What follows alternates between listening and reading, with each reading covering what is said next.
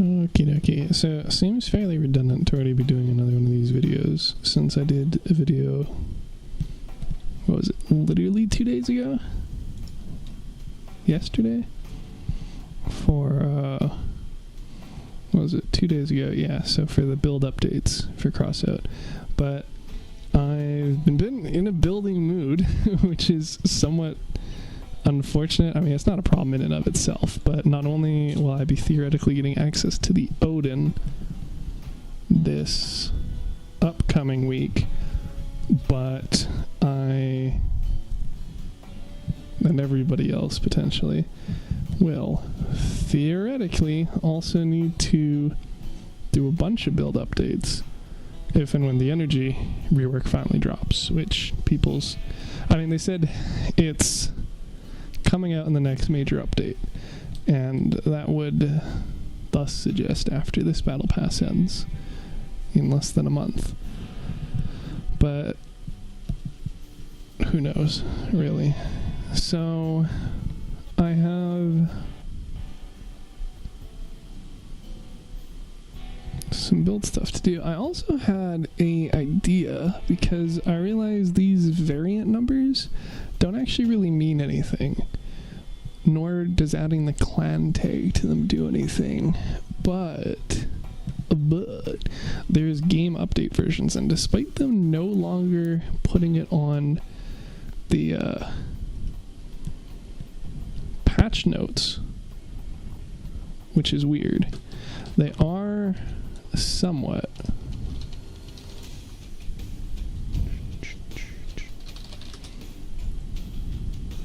boo.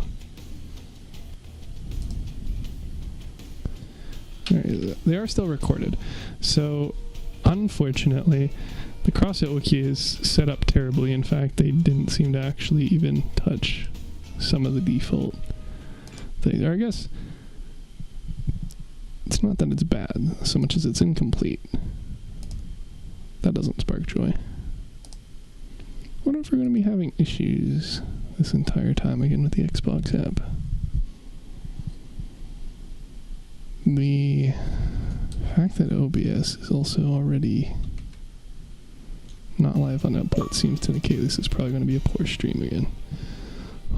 But I also don't want to spend 3 hours re-uploading a video over and over and over to YouTube for it to keep failing. In any case, the versions are still there, so if you do report an error on console or if you're just on PC, you can reference that. So it's the build version, so we're now on Crossout 2.0, and then we're on patch 14, version 12, build 277976. I don't know if that's the exact explicit labeling system they do, but in any case, it's whatever, it's fucking close enough. So what I was thinking is I can actually reference those in the builds themselves, and then that'll also be able to keep like a visual log of how outdated they are, especially since I'm inconsistently, not very diligently, keeping a page for all the builds and what to do with it. But I mean, it's inconsistent. I'm not keeping on top of it. So thinking, why not just use that? And then, in theory, if I go far enough down the road, I can just reference those numbers.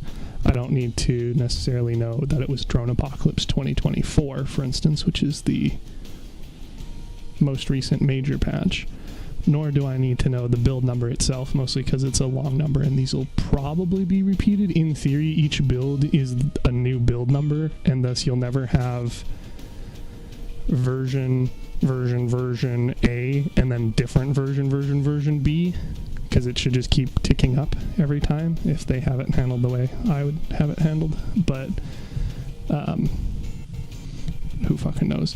So I also don't really need to put in the full number, which the reason why I was pointing out here to begin with is because they actually have a log of a fair bit of them, despite being somewhat convoluted to actually get to this category. But they didn't track the main update after, like for the 1.0, whenever that was. I'm assuming when the game was fully quote-unquote out. And they don't have all the info between then and when they did Crossout 2.0, Crossout Supercharged, but they have been semi-diligently doing so afterwards. So despite the absolutely atrocious numbering system, not taking into account these 2 digits, and thus putting it earlier in the list than it should be. In any case, we're currently on 2.14, and this only shows up into 2.14.10, which is, you know, again, a bit outdated, but whatever. I feel like the 2 at the very least is sort of redundant as well, because it should, in theory, not change anytime in the near future. And if it does, it'll probably indicate enough of an overhaul of the game that I'll probably be needing to redo all the builds anyway, and then the number changing, especially since the number will actually go down, should also be a fairly big indicator. So I'm thinking I can basically just run the middle 2 digits and say that a build is, you know, for update 14.10, or maybe just update 14. Because that's going to take up basically the same amount of space as they normally do, which is just 3 digits. But if I want to do, you know, 14.10 or whatever, obviously that would be 5 digits. And you also can't do periods or slashes or hyphens in build names. You have to do underscores or Latin characters and then numbers, which are Arabic numbers, I guess, but nonetheless. So I don't know, but I'll poke around with it, especially as I said, I'm in a building mood, so I have a few builds to show. That's the point of actually doing the stream. And then as per the spreadsheet, which I didn't even finish updating the things that need to be updated, I have a lot of builds that could also benefit from that, so I figured I'd do some of those on stream as well. So we will open this back up and hope that OBS doesn't die the entire time.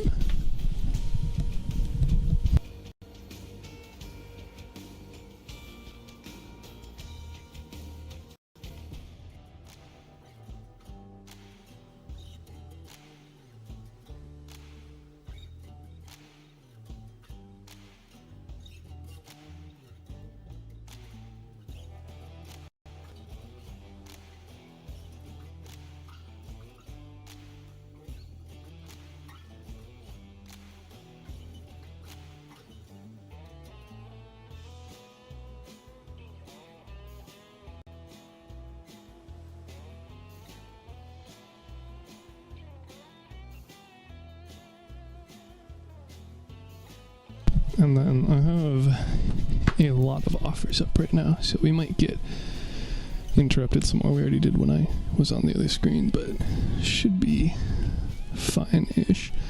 So first thing that changed is I updated my MIG build and saved over the old blueprint, so I can't show what it looked like, I guess. Okay, well, pretty big misplay on my part there. But in any case, this is now theoretically the Patrol MiG for update 14.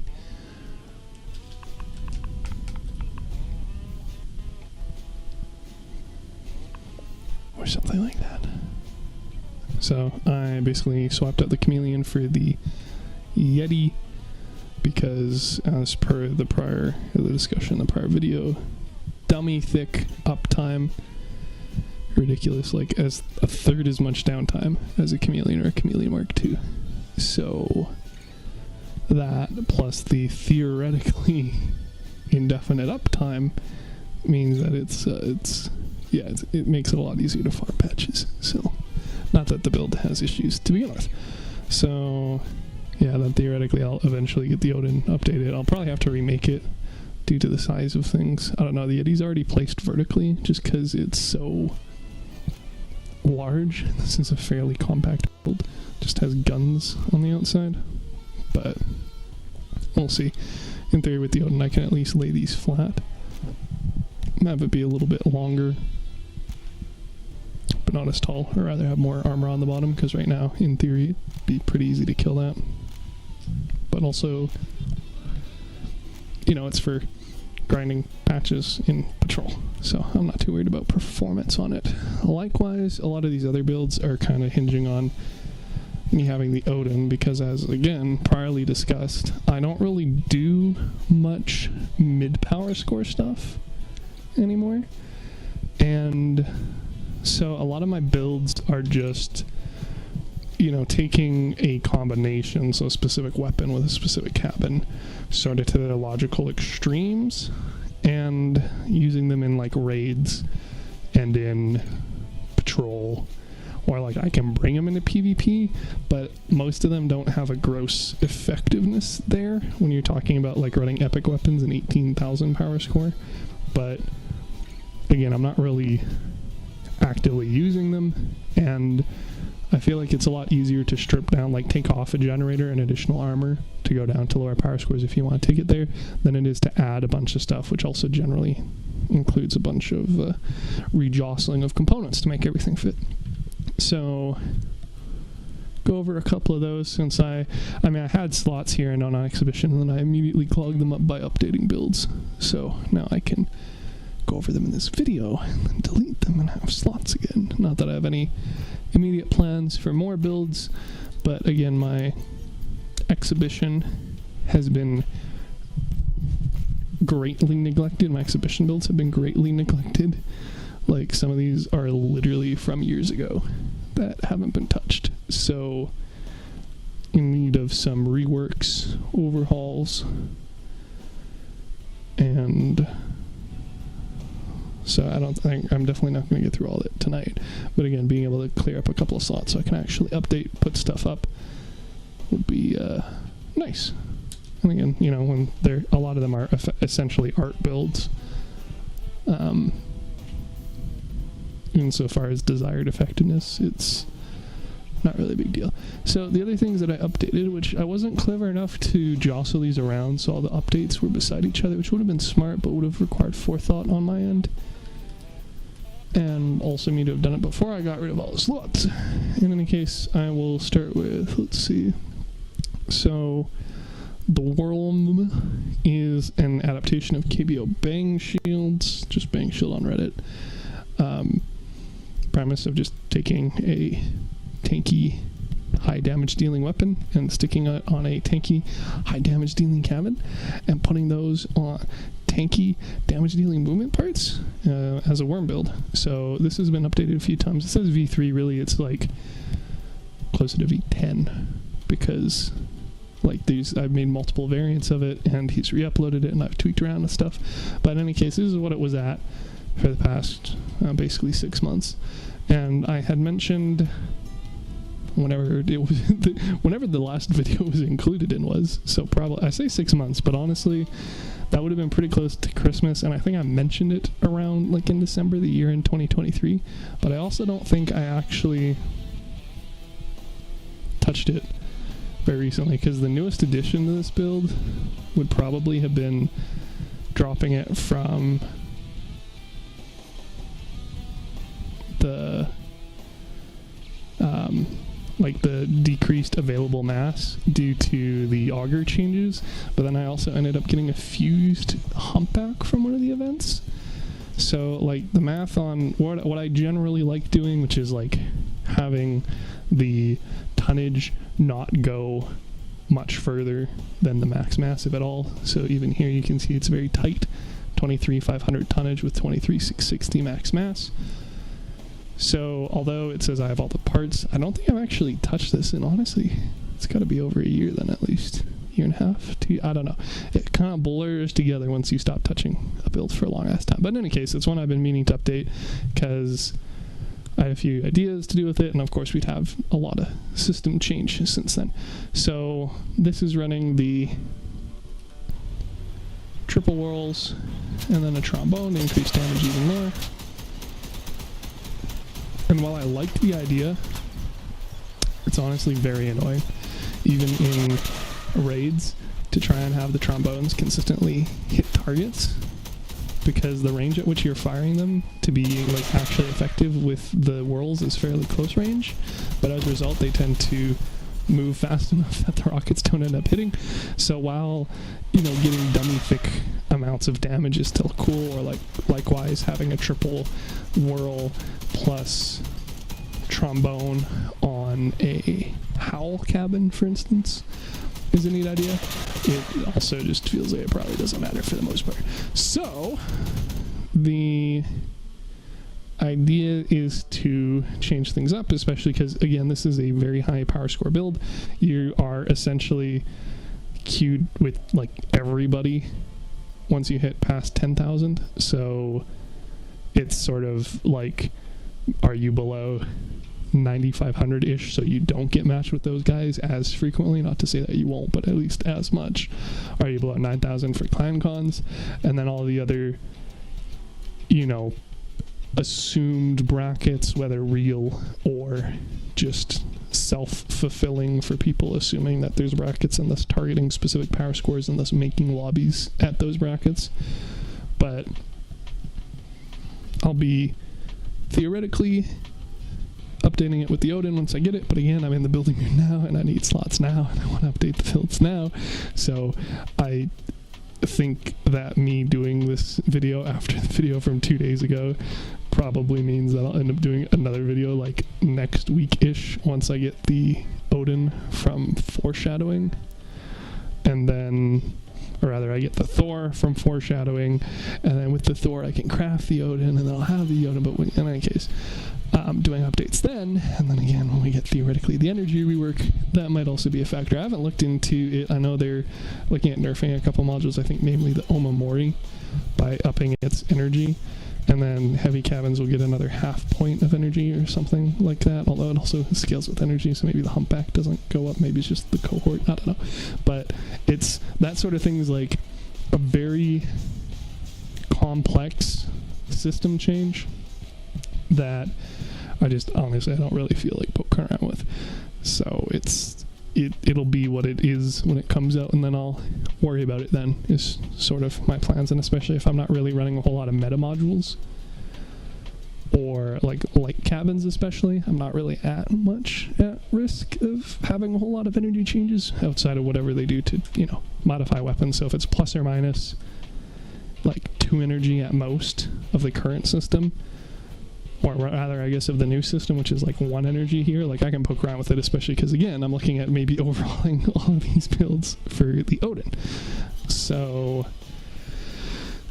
yeah. So this is the current state, this is the prior one, and so this is what I have now, which should theoretically be the upgrade to it, quote unquote. So one of the issues I had was looking at armoring the whirls a little bit more, since I believe, I could be wrong, but on one of the variants of Bang Shields at least, the whirls were 1 pip lower, so that they had more protection around the base of it, and were a smaller target. But you do that, and then you can't shoot directly adjacent to you. So I guess the easiest way to do it would probably be just by building it and then getting rid of these uppy parts that I put on so that they wouldn't have the issue. And again, he's actively using, or was using, this build in ClanCon, so I mean I trust that he has a lot more experience with it in any case. But I found personally, when I was using it for, very annoying. You can see that the 1 pip difference is kind of enormous for how low I can aim down, especially because, again, I'm using these in raids. Not being able to shoot directly adjacent to me is super annoying. So I erased it by 1 with the intention of putting additional armor around it, but the heavy fender is annoying because it doesn't actually have the pips to fit reflectors here, and because the large fenders are kind of cheap insofar as they almost have enough room for 3 pips, but they actually don't, and they're not going to be symmetrically fitting if I rotate them, so I can't fit them around the sides of the whirls here as a result of that. But my other option for heavy fenders, which I go between the two of them very frequently, but my other option for heavy fenders are the Bartisans, and they are much nicer for points and much tighter fitting, but they don't have enough space for a 4x4. So I'd have to downgrade the piece that's resting onto a 2x4.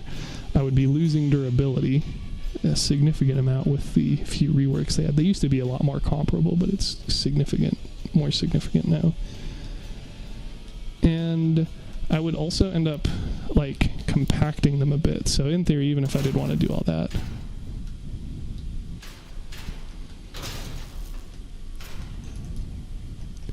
then I'm gonna have this like ugly space in between the guns, and I can't really tighten them up either because the gun traverse is significant if I put them more adjacent. So if I made them buddies, which I could do, and I did try it before when I had like a shortened version of the build when I only had 4 augers, and I do this, they end up not being able to rotate at all over each other. And if I space them even one more apart, on top of it not being appreciated by the game or any of the parts you're trying to build with, the like amount of time it takes for these things, especially since they're fairly slow rotating, to actually go up and around the adjacent gun is ridiculous. So I would have additional space that isn't actually really usable or fillable for anything, and less durability, and it would kind of look uglier because the partisans have these corners chopped off, and I can't, again, really symmetrically do that down the entire length of the build. So my solution, which only took me, again, literally however long I've had this build until today when I was messing around with it, is what if I just flip these things upside down, because they have a lot more weld points on the top or on the inside, and then, you know, voila, now I can fit reflectors on it, and that's practically the only thing I changed. So I also did, just for the sake of the masses, swap out the flails for blade wings, although it's going to be changed again very soon, I'm sure. And then I swapped out the cabbages because these have different fuses. So this one on this build is my one that and I mean, me having 2 is just not really desired either, just a sort of result of me getting one via one method and me getting another via another.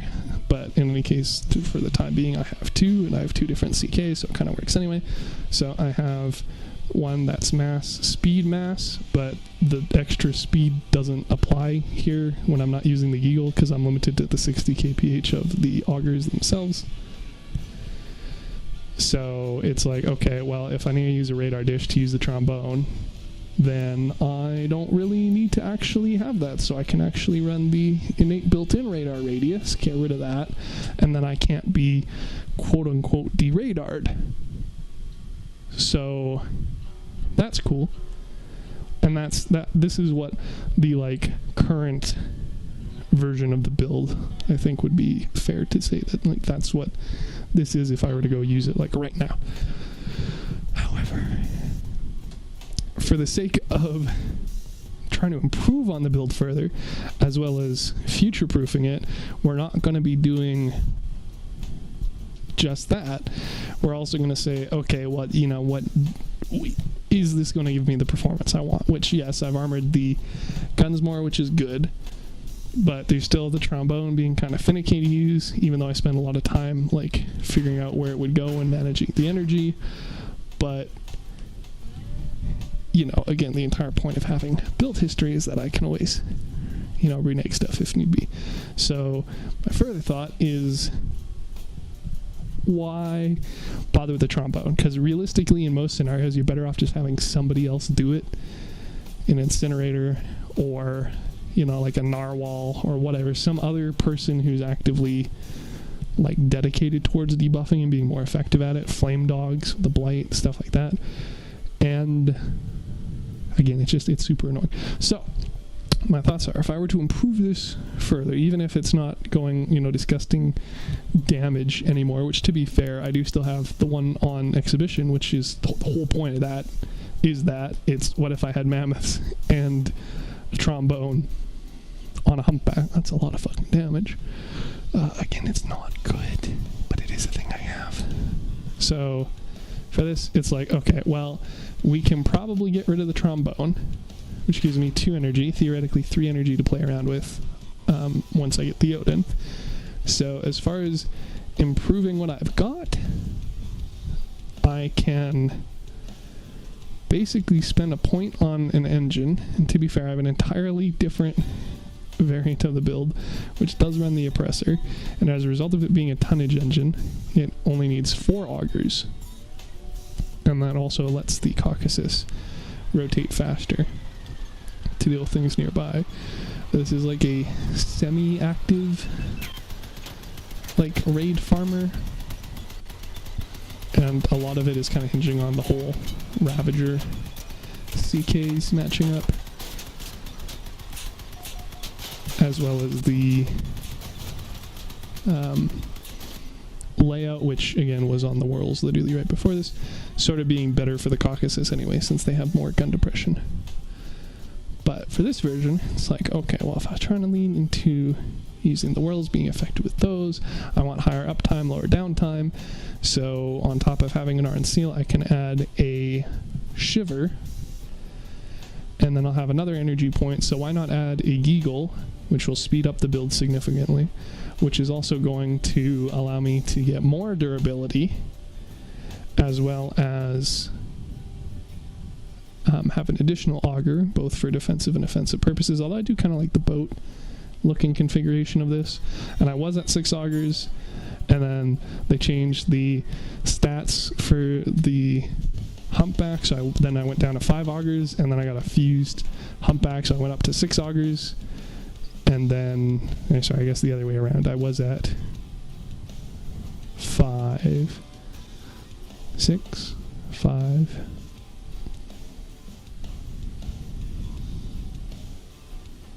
I don't know, there's a bunch of math involved, and I used 6 and 5 and 4, and now I'm currently at 5, but because of the fusion, that's because of the fusion, so I can also add a Geagle to further increase my speed as well, which isn't insignificant when you go from 60 to 70 kph.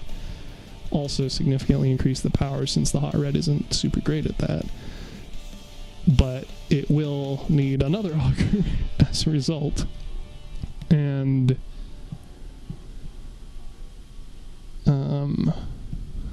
that's sort of like what the plan would be for this build, the further updates to it.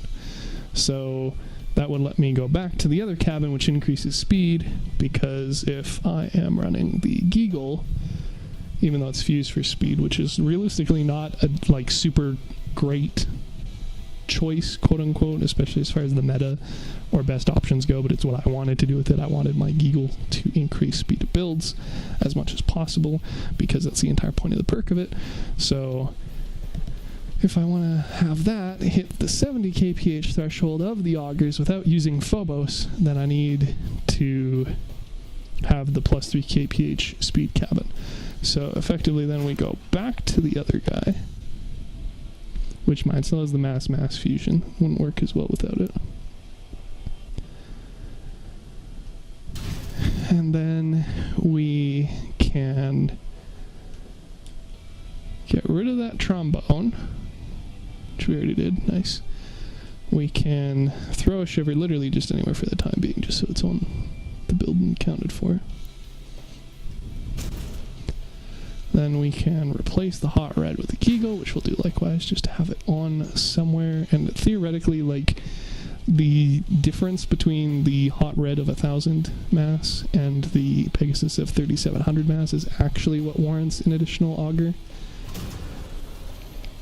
because you need an additional nearly 3000 tonnage, especially with the whole, theoretically fusing it for mass limit, which I like to do, but it's prohibitively expensive currently, especially because the Pegasus isn't available and is meta in some cases. But that doesn't increase speed, and again, that's the larger component of it, especially if we do want to use the augers to also deal damage by, ramming into things, keeping up with them, especially because the worm suffers at that. So we slap the Geagle on, which again doesn't theoretically absolutely need an additional auger theoretically you could fuse for tonnage, or you could run a different co-driver, because I'm running Grizzly, which also increases max mass, or you could look at running a non-mass cabin. But in any case, again, for the specific scenario that it is, and power score basically not being a concern for this build again, so like, why not just, you know, full send? Which means we can go back to this, and then we immediately run out of sufficient frames for it, but whatever.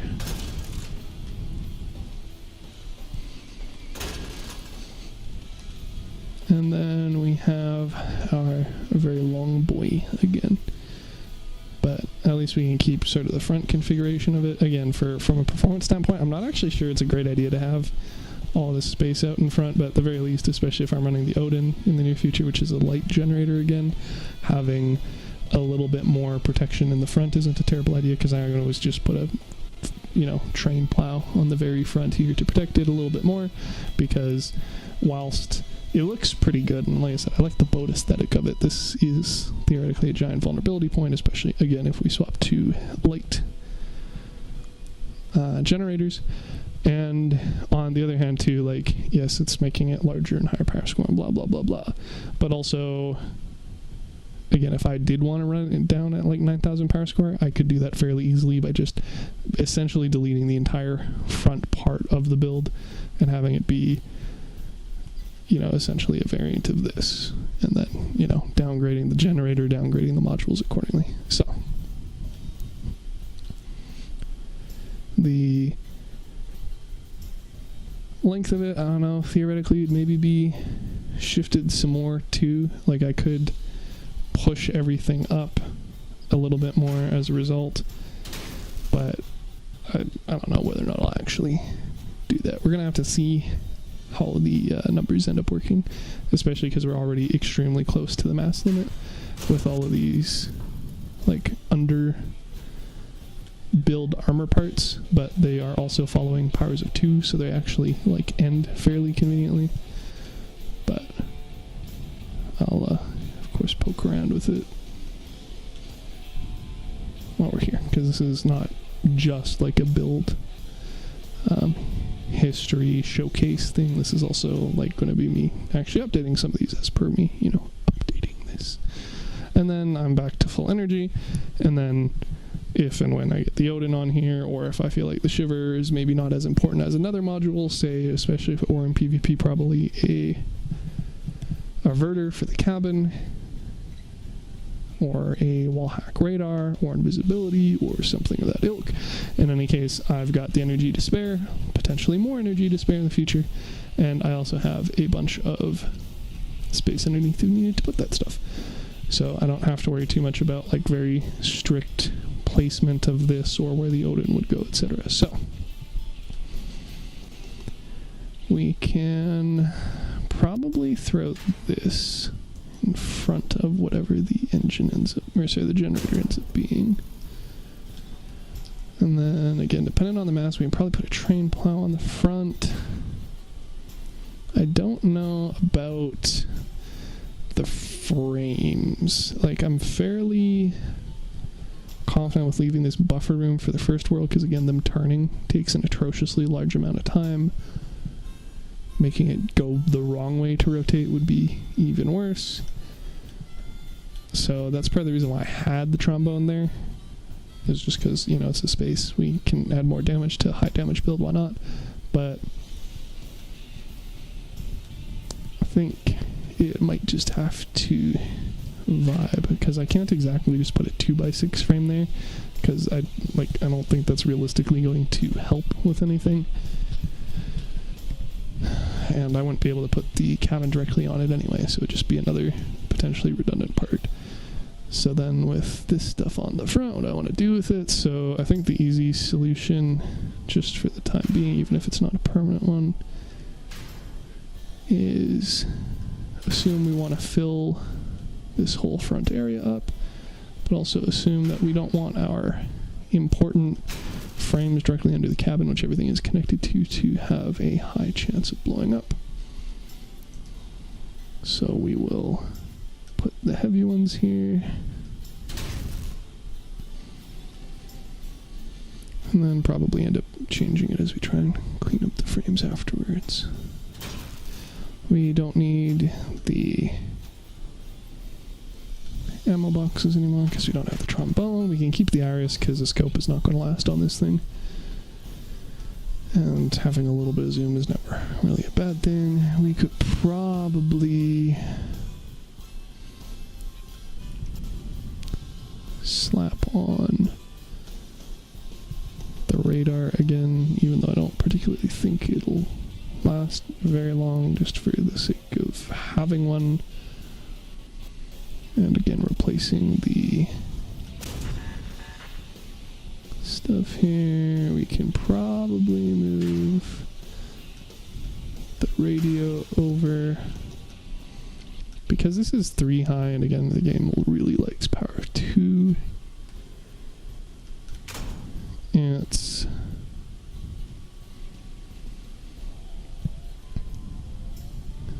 not really clear how I'd want to go about doing this. I guess at the very least I could push this up 1, because why not? No point in having it take more damage than needed. And I suppose there's really no negative for having that go right there.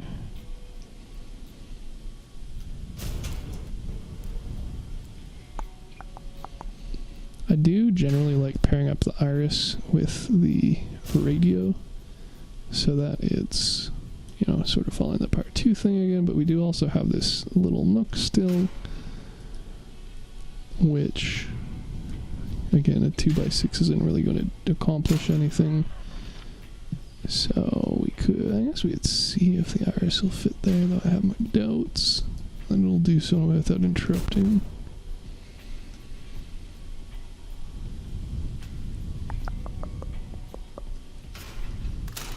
At the very least, they're going to be bigger target. Yeah, so probably don't bother with that, but I could put the radio there, which I think I might have deleted rather than moved. I did not.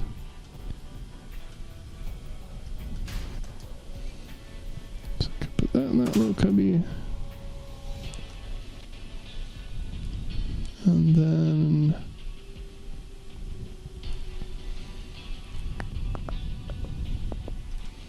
not really a better place for the iris, but we also got to fit the shivers somewhere anyway.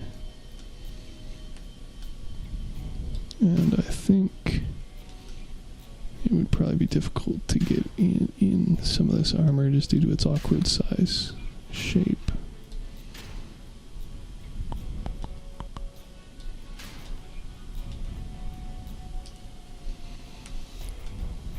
So we can put it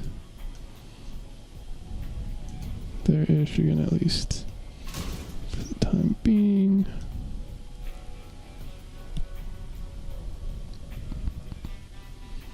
Theoretically put even more armor underneath, although we are having mass complications already, which also makes putting a trample at the very front less likely, but it's not like we can take off augers to save tonnage. So I guess shoving up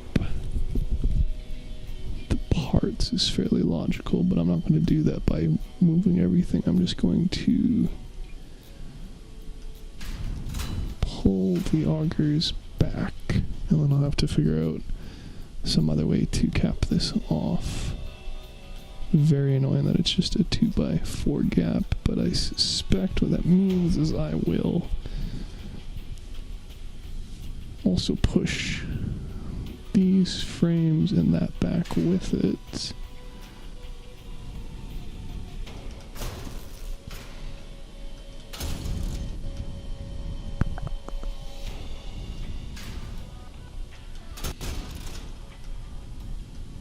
Of course I get angry. But I could push the 8x4 back as well. So that actually gets rid of that nook. Which is fine, it's not critical that it's kept or anything. On the other version, and then in theory, if I rebuild with the Odin and decide to go with it, that's where the averter sits. But It's not like an ideal spot for it or anything, it's just where it ended up fitting, so I'm not too concerned about it on this variant. So we can pull all of this stuff back, which again will probably not stay as the heavy frames here anyway, but whatever, it's what I got currently.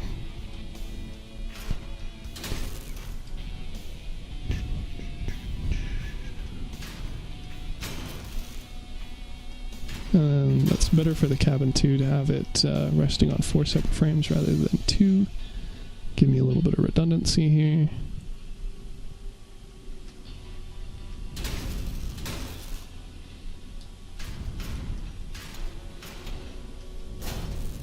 Pull that stuff back.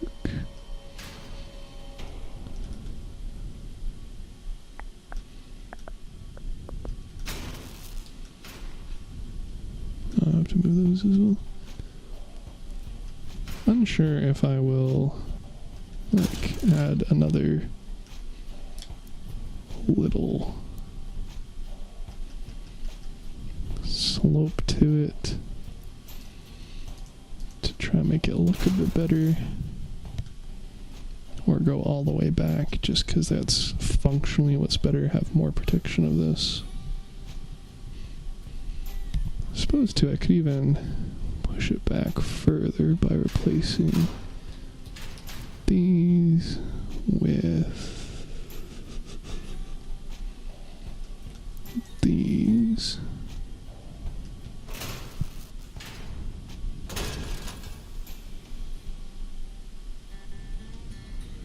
I think I like that the most. Doesn't really seem to make anything worse.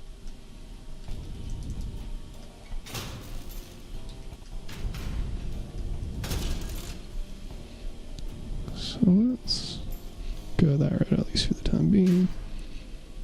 Of course, pull the rest of this back. Theoretically now too, that we actually have a break, I could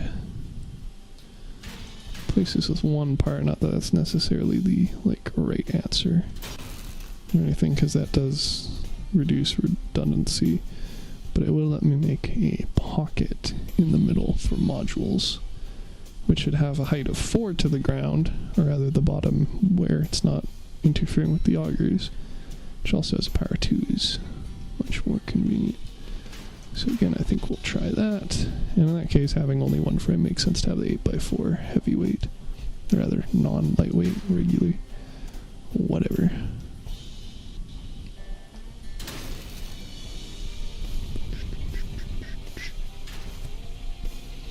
Although I don't think I can really immediately put anything there due to most of the other parts not really fitting.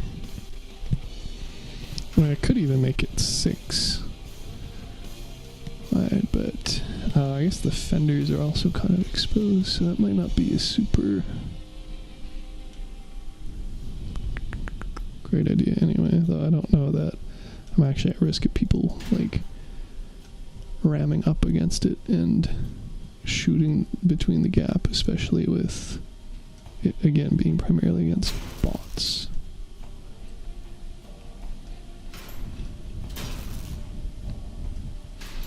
But I don't think we really get any interesting breakpoints if we change it, I think. Yeah, that's where the frame pips underneath end. So if I kept this as is, it wouldn't even really follow the power of 2. But I could theoretically do that. And rather than these, which kind of look bad now, I can see about this, which I guess would ideally be latched underneath, but you can't secure it because there's no pips underneath the frame. But I could do that. That looks pretty good.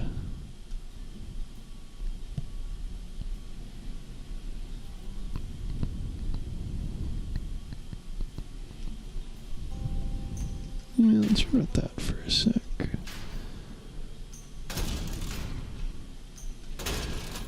So it's that, or my alternative is pulling it back 2 pips, which would necessitate at least one more piece. Probably 2 6x4s instead of 1 8x4. Not that parts limit seems to be much of a risk. Probably technically the smarter answer. See what the armor situation is like now. Don't really need to change out any of these, I don't think. In the future, again, depending on performance, could theoretically look at placing it or shifting it to the front as needed. But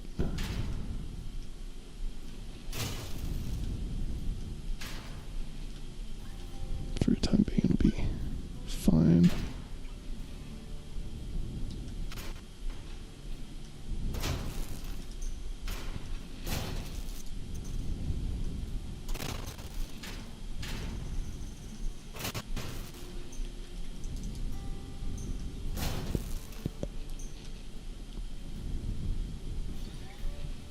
Niche is 5 deep, which doesn't really mean anything or help with anything.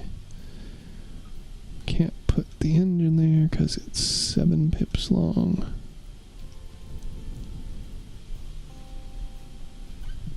Could theoretically put the modules directly behind it, but then they'd be more susceptible to damage from fire puddles and the like. So accumulate this, putting another potential layer of armor, and then when replacing the Odin, just, shifting it off to the one side.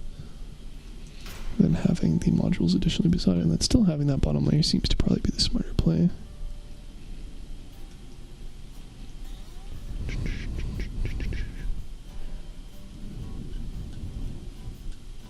Pretty severely overmassed still with this.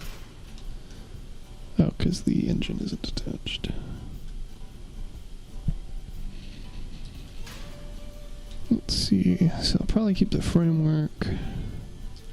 Yeah, I don't mind the back looking like this. Probably put the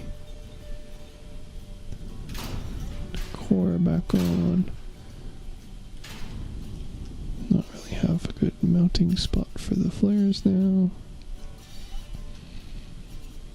But I can maybe fit them in the sides.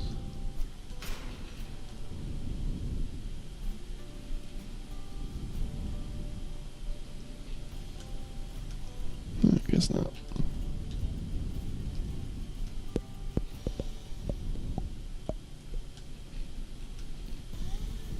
Whatever, not like these being in the front or middle instead of the back really matters. So I'll just slap them.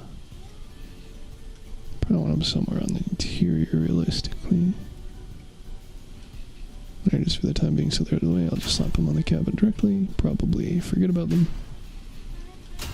Whatever, future me problem. And then, yeah, question really how important the gap or lack thereof for frames is to me. I think it's honestly fine.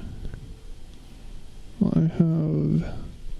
Now we're getting in the silly number territory, so I could replace these with the 8x4s again, the lightweight variants.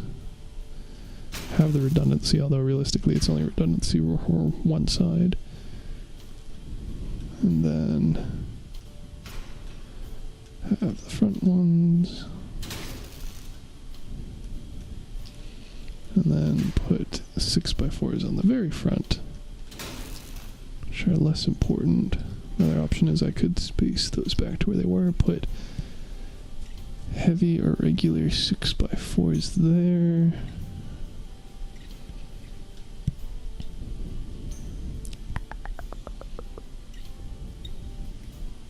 Seems like be the smarter idea, wouldn't it? Keep our important frames as heavy, but we can downgrade them to the 6s so we save a little bit of mass. And then just use the lightweight ones on the front where it's not as critical, since we'll have a bit more redundancy. And I'm not as worried about people shooting down through them and destroying stuff underneath, especially again once we theoretically tighten everything up with the Odin and whatever else we can do here. So that looks decent. Again, theoretically better with the freight train plow, but that would be difficult to pull off, so just for the sake of mocking it up, I could do what is it, or no, it'd be one more pip.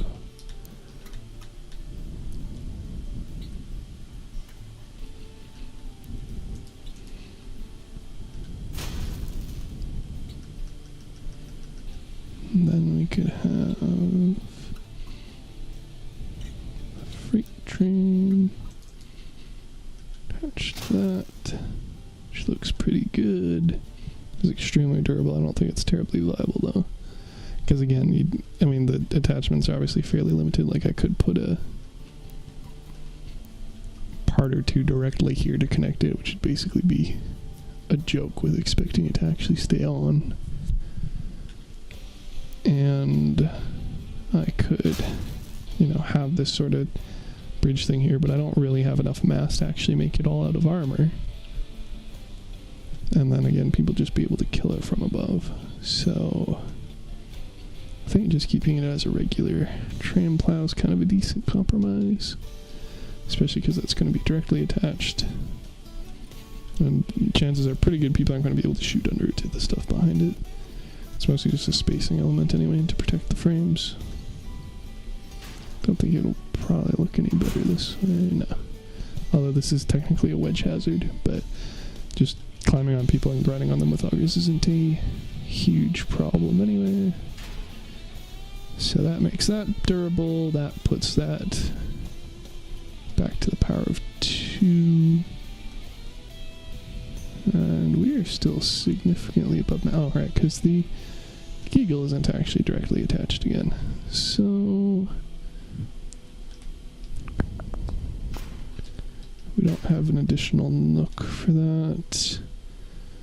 But we can keep... Where is it? We can put this back to power of 2.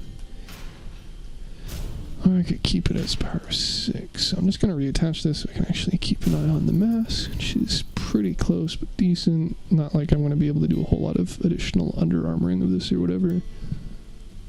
But for the time being, we can probably slap this, which fits the profile almost exactly of the Apollo. And then we can try and find placements for the rest of the stuff, even though really the rest of the stuff probably isn't going to be armored.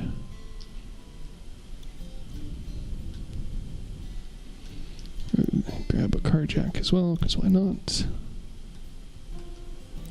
Theoretically fuel, but that's even less likely to work out, so I'm not going to worry about that. And what would be a clever way to put this stuff? I can't really throw these modules in with the rest of the armor back here, I don't think. So that would make things easier. I think under the cabin is probably the best place for him. And in theory too, I might actually want to flip it so that the Apollo is like with the rounded part at the back, and then the flat part at the front of the cabin, just so it has the least amount of angles on it. But again, I think this should be okay, especially with the heavy frames in the way.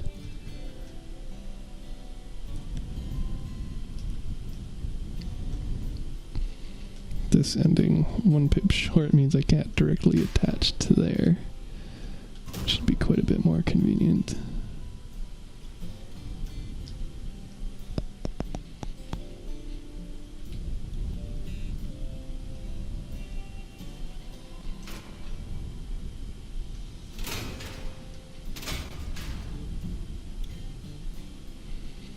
Or maybe I can find other parts, or I guess I could also flip this. Although actually having it connected to parts that are probably going to stay on the build the entire time might be better, so that I don't accidentally have it drop. I guess I could pull it forward a little bit. Put the modules behind it. Though then I'm relying on the modules not to break so that the stuff doesn't drop. But I think it should be okay.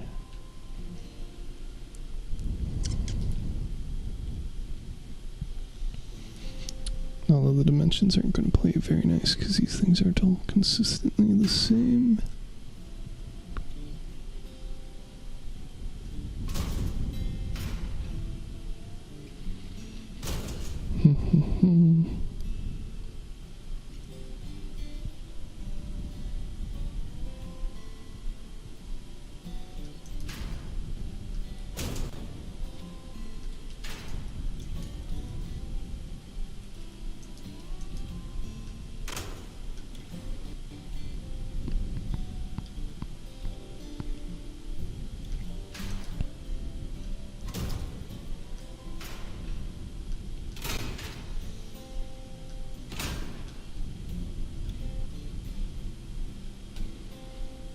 I think that'll probably be the closest I can get it realistically.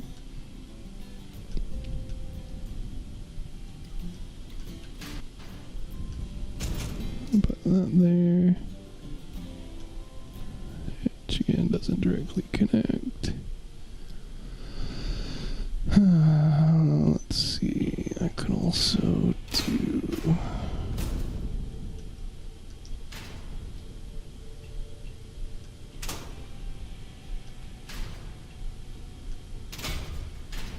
so there's a couple more anchor points.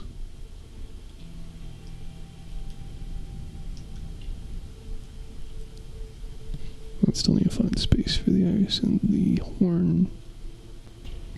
Well, I guess now that horns don't actually lose their effect even when they're destroyed. Keeping it up there like originally had it's fine. Because, I mean, if they get blown off, whatever. Then I just need to put a little bit of armor wrap around, which I can't do because I'm already encumbered with it. Shucks. Converting those to lightweight saves me 300 kilos, which might be enough.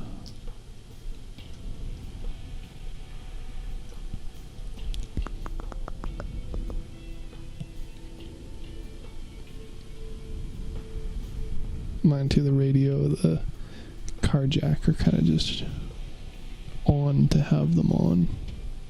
And I'm running super heavy armor parts, so I could theoretically swap those out. But I don't really know how critical I'd consider that. Do definitely want to have the engine down there. Probably want to have it in front of this.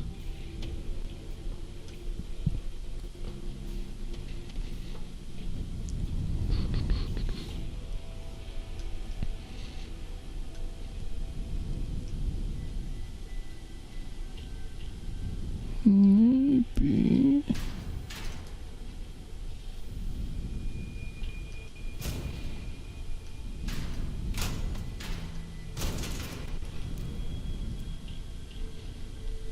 That seems to be better. This is again not super important. Carjack isn't really super important. If I absolutely knew them, I could fit them in the back here a little bit easier than the other parts. That fits a lot better. I think I will have issues trying to wrap around the Apollo directly. I know I've tried before. I'm also, again, kind of close on mass.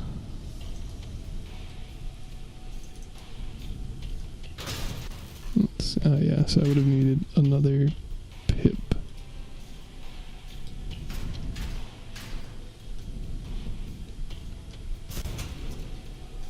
So if I can sink it in another one, oh, maybe it doesn't even fit with the augers still.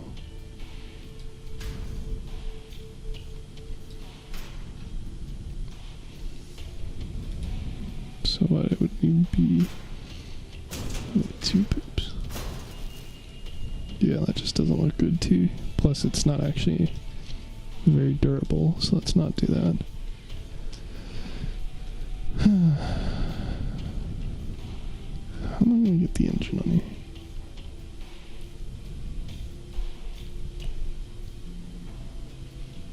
Could always just swap to the Thor, save the space. Now, keep in mind the mass difference between it and the Odin. But I'm trying to stay away from just being like, oh, light jennies are bust, especially for something that is fucking 25 tons of mass limit. It seems a little silly.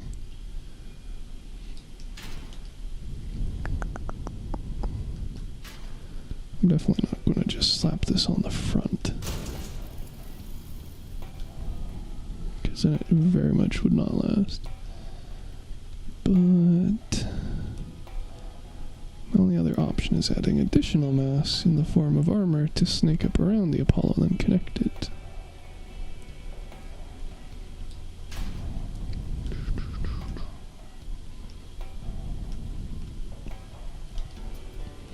Or rework all this armor, so I can scrunch stuff down. Which I'm not particularly a fan of the idea of either.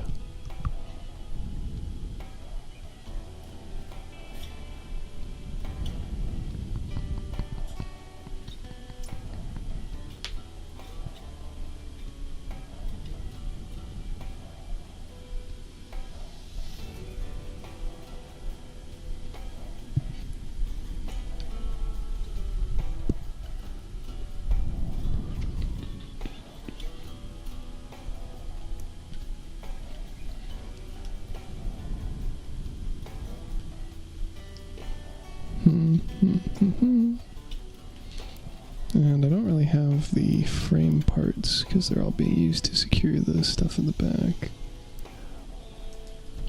This is rather the mounts for the whorls. I guess I could put this after the engine, which is really just tempting fate. I'm asking things to blow it up, but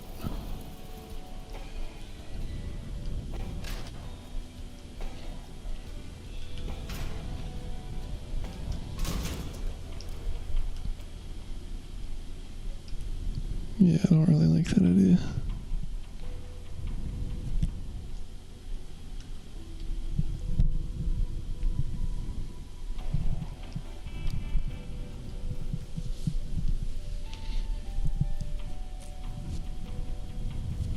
I could put the Thor sideways there. I don't really want to do that either. Shit. It's only 2 layers deep, so I can't replace it.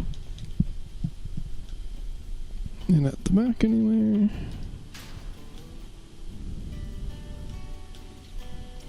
Because there's that little bit of overlap from above. So, where are we putting that giggle? You know, I mean, we'll just be lazy and say we're going to put it like that. And then deal with problems if there are any as they arise. Which, again, I guess probably better to do with a single part.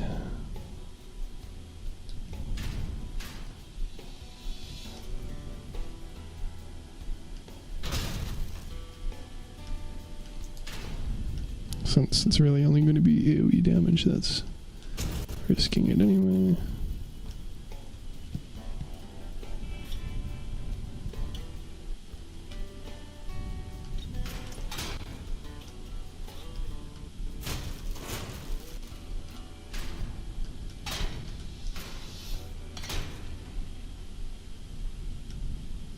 And then we have another 100 kilos to do something with.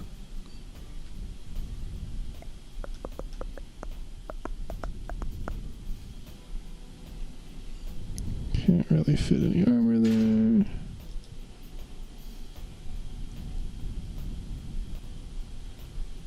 If I did, it would be a lot heavier than 100. If I were to slap like the rear door there. It's literally double that.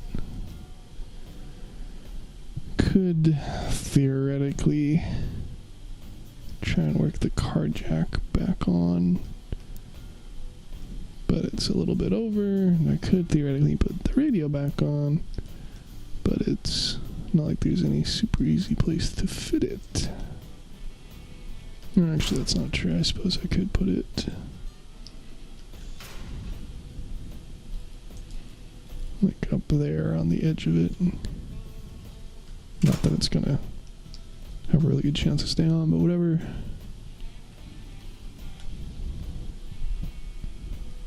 That seems okay. Give it some paint. Recenter. And see if there's a good way to test it in.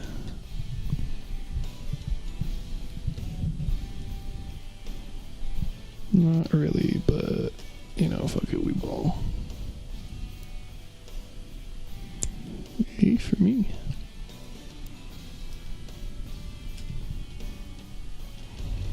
Let's see me say it's a build stream, and then I spend over an hour on the one build, and then proceed to go test it, even though I have another 2 builds that I didn't actually even go over, which are, let's see, am I talking in game again? I think they fixed that. Maybe it just doesn't matter. Whatever. I'll assume that that works better.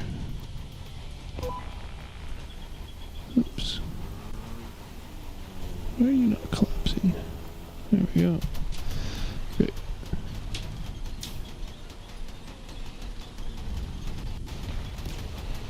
Now I can be speed.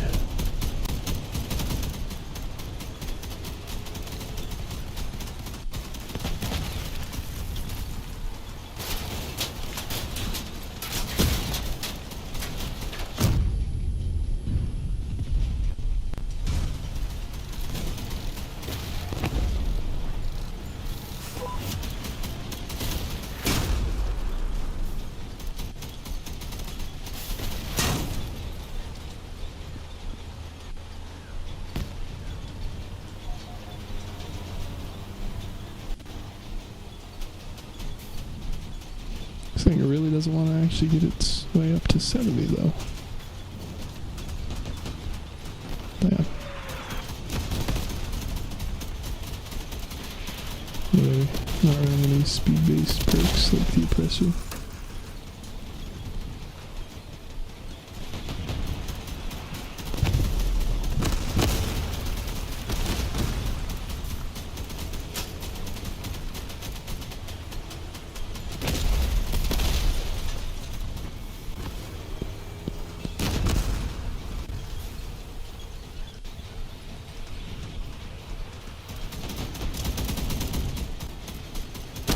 This thing accelerates so fucking slowly.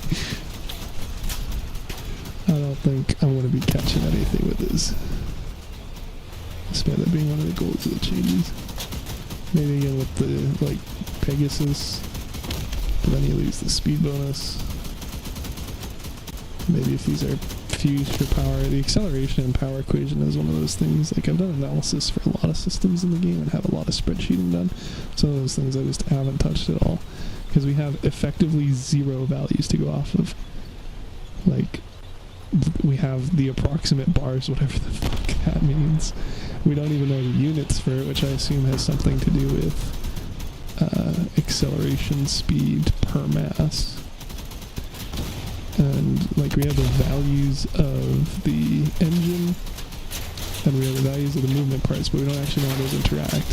Somebody, I think, Griff on Reddit was saying that they think that you have a value for the cabin, which again, we have no idea what it is. We have no idea what units it are, what the calculation does with it, but whatever that is, and then is multiplicatively added by the engine So whatever the value is, say like 500 newtons or joules or whatever, and then you slap on an engine with 50% power, you get another 250, and then have the movement parts be subtractive multiplicatively. So if you had 2 Goliaths, it would be minus 70%, but not times 70%. It would be 0.7 for the one times 0.7 for the two, and then 1 minus that, whatever the math on it is, which I guess is 0.49. So you lose half of your acceleration in theory, maybe, but also, like, who fucking knows, man? Not clear at all. And there's lots of this game which aren't clear. Like I was talking to Bang Shield about how, like, in the planned update notes for, I guess Frostbite Assault would be the main battle pass, when they're adding cryogenic weapons, they talked about the freezing effect would reduce or negate the damage reduction of parts, but they have it labeled as damage resistance, but it's actually damage reduction, and thus the inverter is not affected. But parts are, and those also have a damage resistance labeled, but it's actually damage reduction because it's multiplicated with other effects. And then for the actual update itself, and nowhere in-game does it actually say that like freezing does that stuff. And I'm unsure of how much of that was maybe on purpose, because there was so much backlash for it. They're like, oh, well, we'll just put it in-game, but then not mention it. I mean, that's kind of tinfoil hatty, but in any case, they definitely don't make systems clear. And then on top of that, like the purposeful obfuscation of design and what's intended, you have all of the issues with like translation and us not being the primary audience. And my game losing frames, which isn't concerning at all.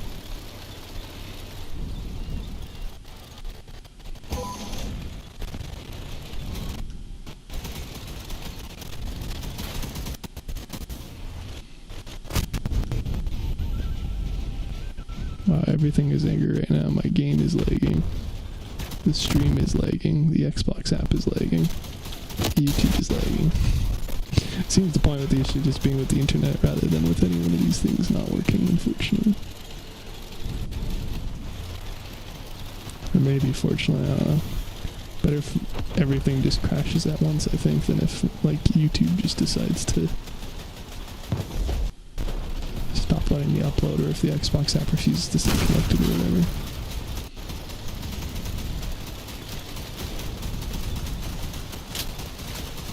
As soon as it immediately improves. That works too.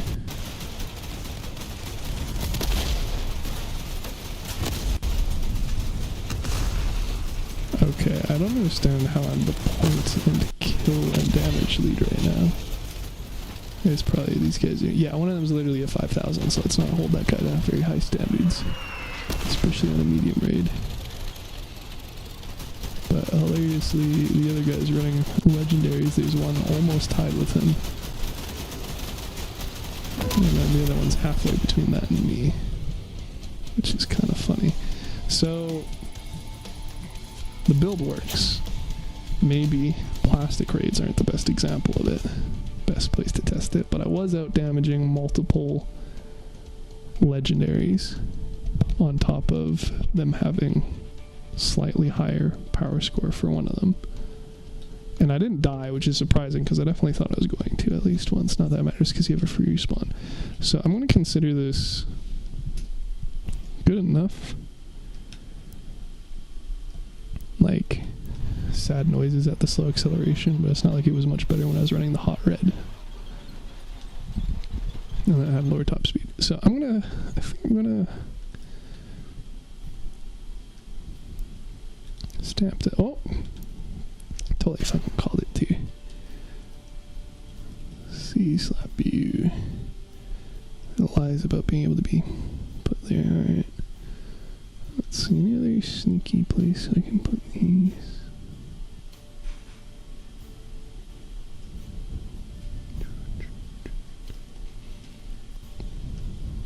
I guess that works.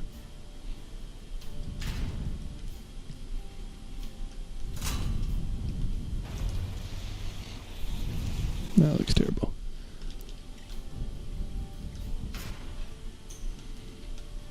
Can't put you connected to the cabin in the niche, which would have been nice. So...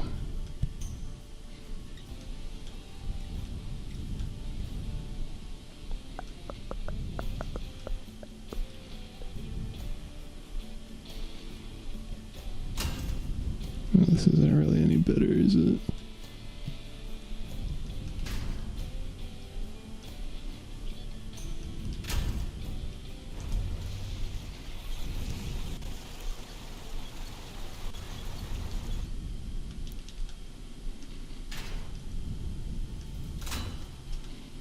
Whatever, we'll just put it there and then proceed to cry when they immediately get shut off every match.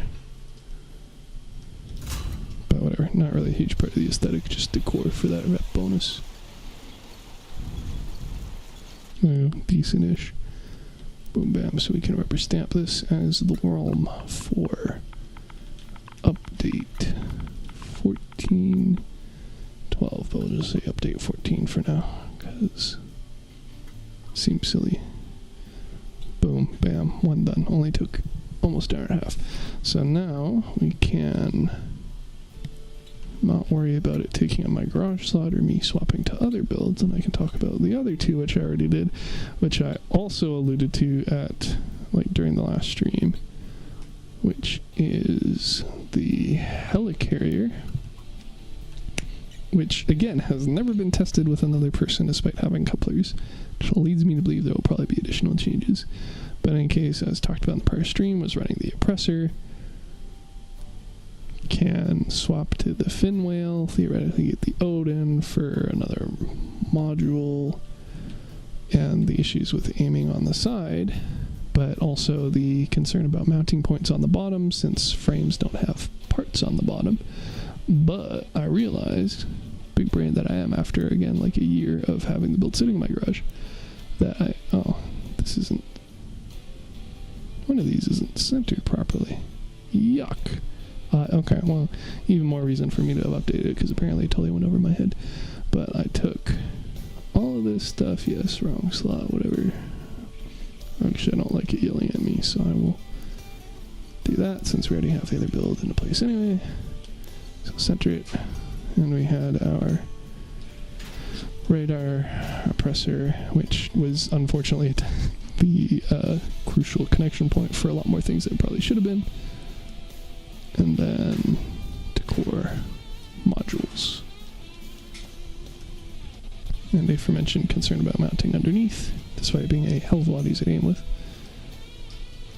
Switching to this, which is saying, hi Addy.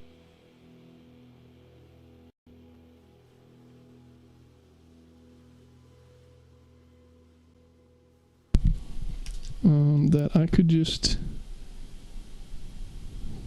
like literally replace frames with them, because beforehand what I was doing was when I was testing it in Patrol, I would replace that with this, but of course you only have two of them, so you can't do both sides, and it would be kind of part expensive to do more, but it's also not super stable and leaves gaps. So I had it like this. I mean, technically it was centered, but whatever. But it's also like, oh yeah, these things have side points. So I can actually just put them in there. And to be fair, there's actually a significant decrease in how far you can aim with them as a result, because the gun depression is kind of silly. This barrel can't aim any further down currently, despite it theoretically not actually being directly blocked by anything. It's the faceplate. But this should, like, these literally pins that it seems to rotate around, which seems to indicate that it should be able to aim further down without the shield getting in the way, but in any case it doesn't. So with it, you can actually aim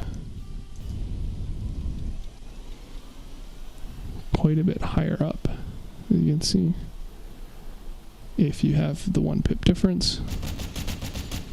But also, again, it's a fusion build, so I don't think that's ever going to matter. And it's definitely way safer in there. So, you know, fuck it.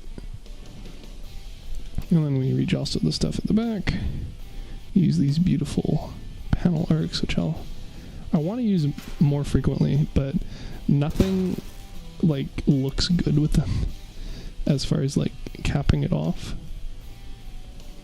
because these, which would have been the logical answer, don't like line up or anything. Like they kind of do like that, but that just makes it essentially 2 of them back to back, so that doesn't work. And this doesn't work,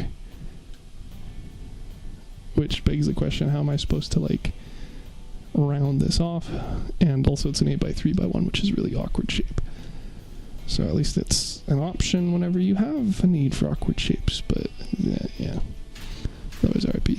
Replaced the side armor and apparently forgot to repaint the vehicle. It's funny, because beforehand they were the Avia panels and I had a bit more mass, so why not? Because that's what happens when you get rid of frames. You put it towards more armor, as if 6,000 HP wasn't enough. And obviously we changed out the stuff in here, so we got the pseudo Odin. Like once it's, you know, actually the Odin, it'll actually be larger, and then I'll shift that over there and I'll put that right beside the Odin. But in any case, works well enough. Now the engine is still the direct contact point for the contact, but it's not holding all of the things, and it's also way more durable and a better shape than the oppressor, so whatever. And we still have that nested in there. And I could have sworn that I painted everything, so I don't know how I allegedly missed it, but whatever. Oh, I thought it was the SIP paint. Might have to do a bit of scrolling. Oh, there we go. No, that's not. It's in use by something else. What is the paint I have here?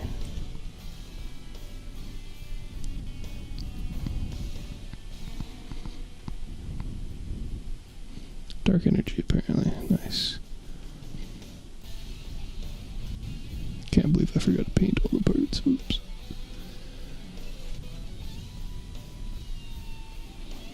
And then theoretically, if and when, again, Yokozuna fuse for plus movement speed, hit that speed cap of, it's like 89.73 rounds, it's close enough, because the Hummingbirds can only go 90, and it's a direct increase to the cabin, which means it also is further multiplied by the fin whale, so the 3 kph difference ends up being a 3 times 1.28 kph difference. And then with rounding, instead of rounding down to 85, rounds up from 89 to 90. So, you know, math, fun. And then once I'm actually, like, theoretically fused with someone, of course, I can also take off the keen, which will, you know, potentially save more mass if the Odin shuffling stuff doesn't work out super well, since the Odin is actually pretty much the mass of a Apollo. So that's that, and I can test it. If nope, I don't have auto cannons, but we can update this. It's middle, but I can't really fit UN14 here, so I'm gonna have to scrunch.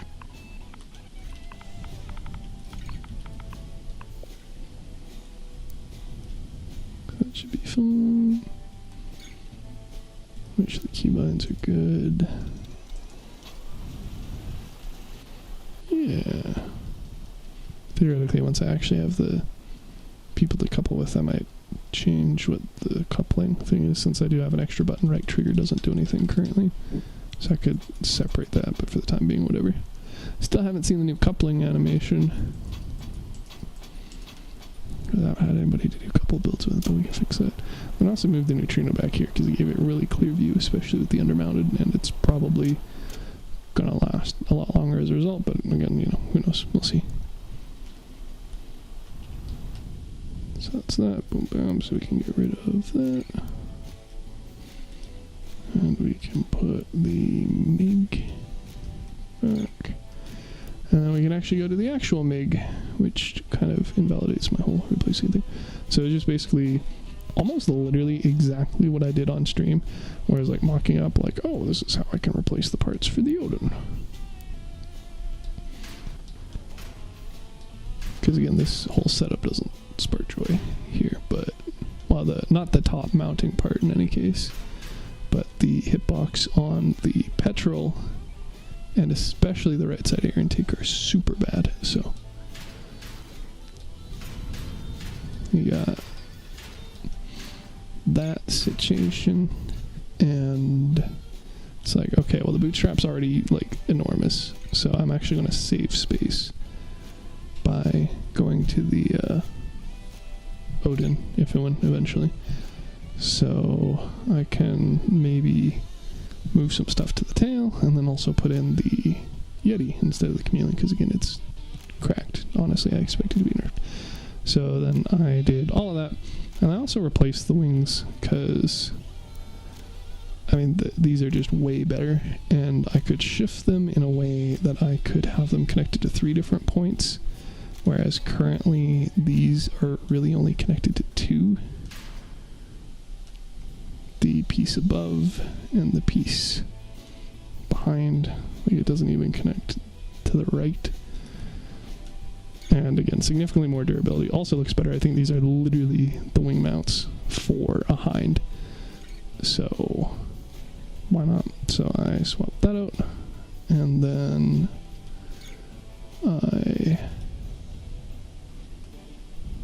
what's that do?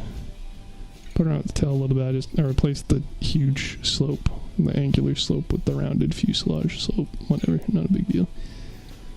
And then I replaced these because, like, with the elbows, and I've had the elbows for a long ass time. It's not like I couldn't have done it before, but I really prefer the shape of these. But I'm just sick of the red not being painted, so I thought I'd replace with the elbows.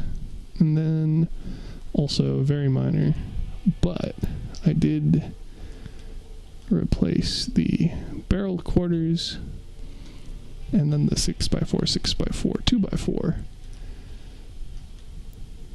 with Avia, and then a single 8x4 and 2x8. So I ended up saving parts because this thing is super fucking full on parts.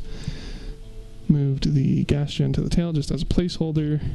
Again, can replace these with the trombone, remove the cap, and then put an Odin here once I get the Odin. And as for the inside, it is a bit of a crap fest, but it works. It all fits more or less the way I wanted it to, which is the Yeti car jack inside of it so that there's not a additional weak explosive point on the side, and then all of the explosives kind of hidden up there with the higher durability parts at the bottom. In theory, I would probably swap the expanded ammo pack so it's closer, but the roof part necessitates that there's a gap here, so I can't actually fit that plus a ruin on top. And I was pleasantly surprised that the Yeti is the perfect shape for me to still fit that roof part on, which is nice. Although I don't know what I'd do with the other cutout. The answer is currently nothing. But yeah, I use that in patrols, and I guess I can do that again. And that is a lot better in my eyes. So for the stat difference, probably just do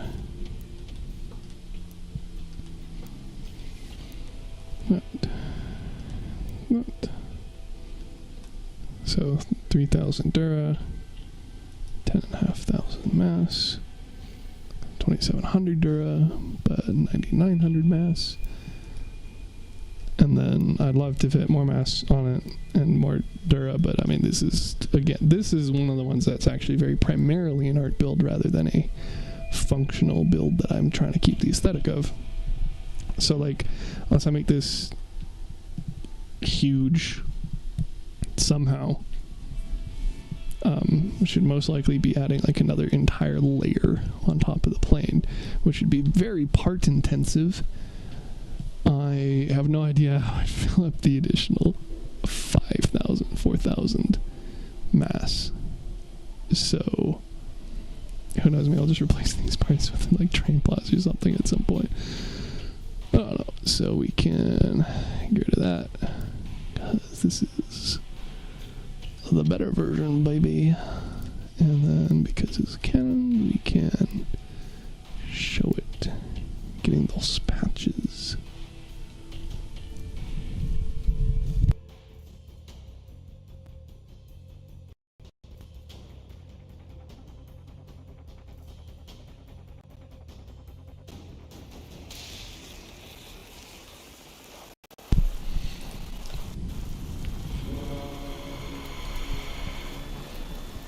And don't get me wrong, this is a really nice build.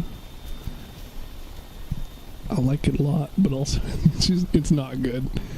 This is why I'm using it in patrols. I don't think it'll ever realistically have any functionality in PvP. Not seriously. Like maybe in Bedlam. Especially for the power score it is, which the answer is very high.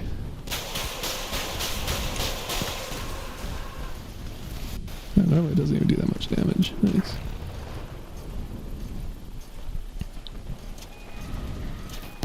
Yeah, somebody else kills him.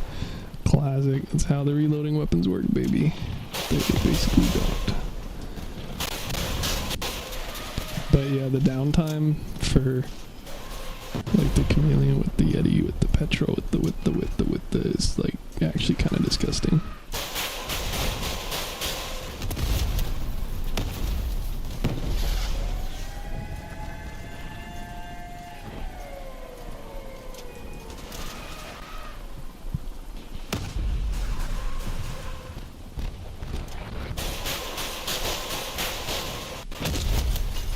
Yippee, I got a kill. And then, because I was cloaked recently, I got backstab, and that's how this build gets patches. It's mostly just for matching up the types for the challenges. It's not actually better for patches than the machine guns, because rocket launchers aren't really better. Or at least the hurricanes on art build aren't better for doing anything than machine guns, especially miniguns. So hello, Banks, talking so much about you.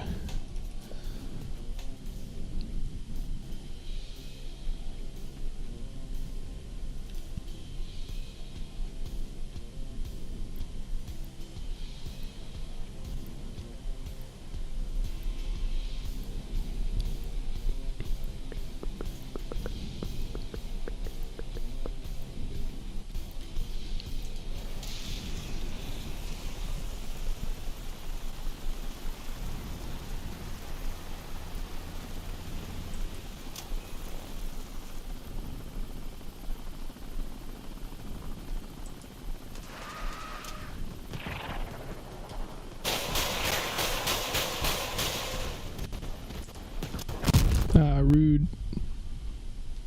They still took it off, but they hit it directly, so I'll grant them that. Again, not actually a particularly good build. Just one that takes a interesting idea and does a super high power score job of it, even if it's not actually terribly viable. I don't think I'm going to be getting any backstab kills this way, especially with one with all these super tanky builds.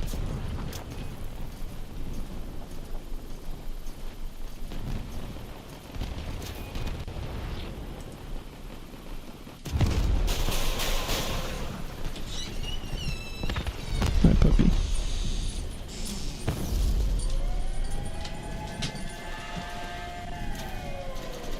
Ugh, it's disgusting. Like, I literally...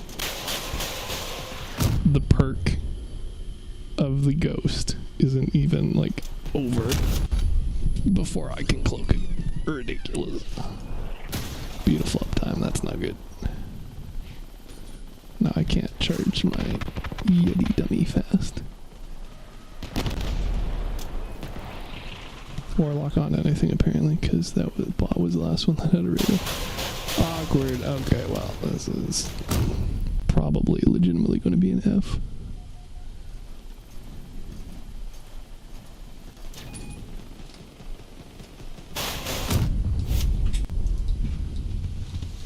No touch the butt. Oh. Why did oh, because I hit the propeller button, not do it. Oh yeah, we got radar. I don't know what that's gonna do.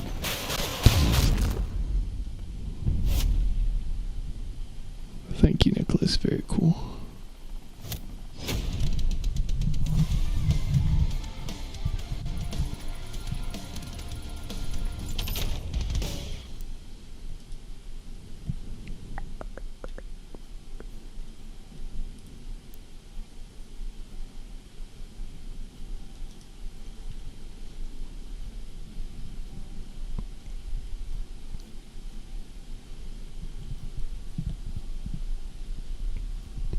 And then, barring any mesh changes, I think I'm basically going to have to wait for new parts that specifically work better on this build than the parts I currently have in order to actually do any further updates once I have the Odin. Like, it's kind of going to be shelved.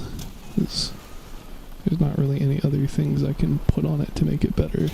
Like, it even is literally the reason I got a second flock, which is just functionally completely unnecessary for the most part, but I got it specifically for this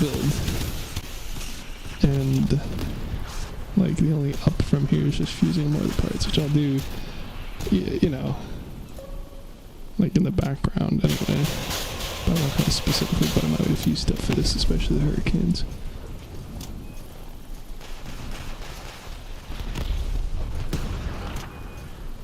Maybe I'll do a variant that actually is running the hind parts, the maple propeller, but that's going to have me have even more completely unused tonnage, and again, it's going to be nowhere near as effective for the perk.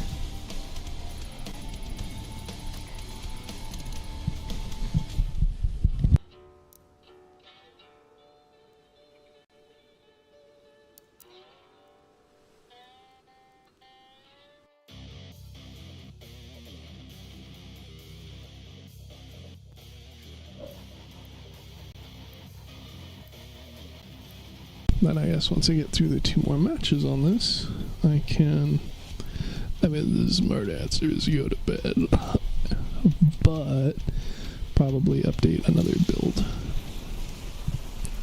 Ideally a much quicker one before heading to bed.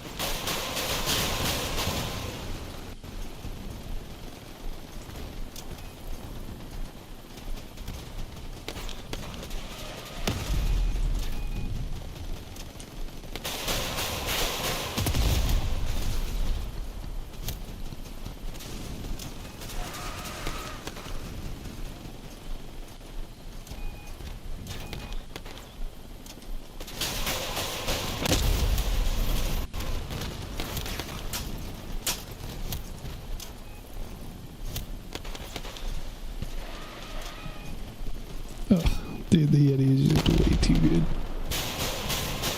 Disgustingly so.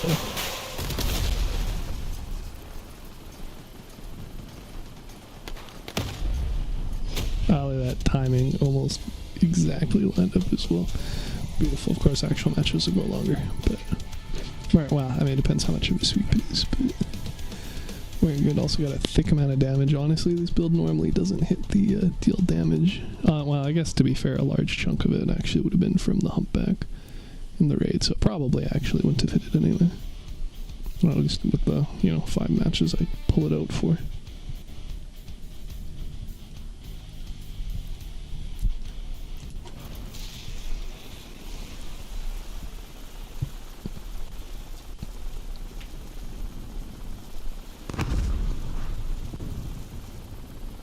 Oh boy, more points for me.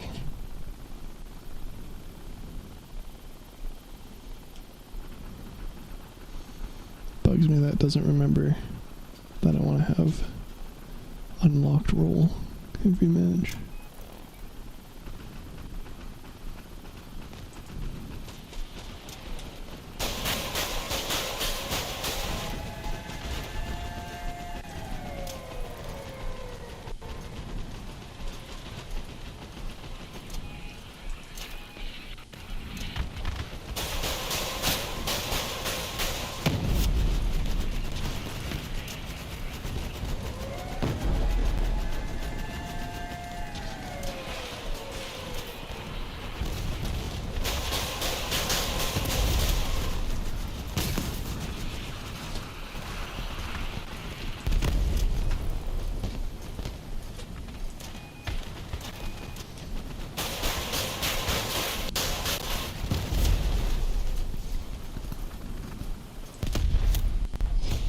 Butte.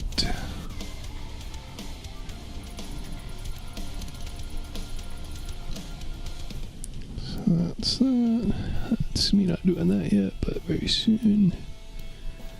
Almost doing that, so our raids will probably finish him off. So I probably have enough time to do another build update in the meantime, so let's...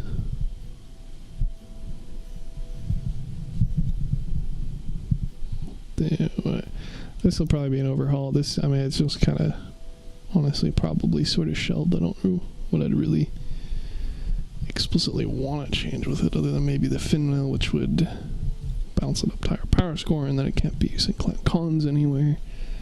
But, like, also, I don't really use it for clan cons, and I don't really need weapon durability. So, it could honestly probably just be shelved and uploaded.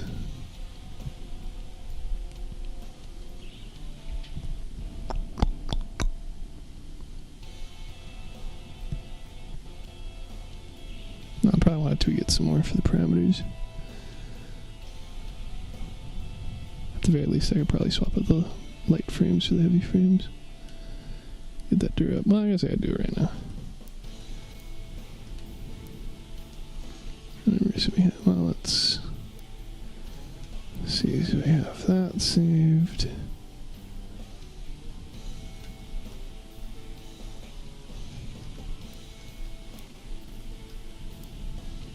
We have this saved.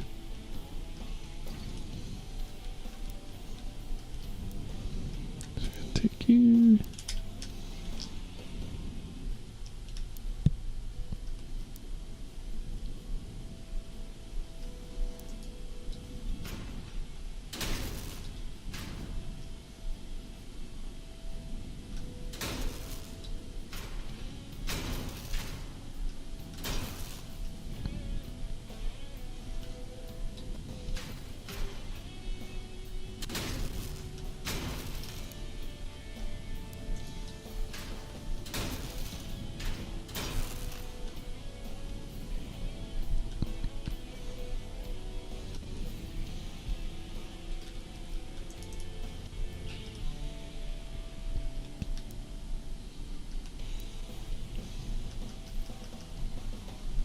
Looks like Parascar ever so slightly got tweaked as well.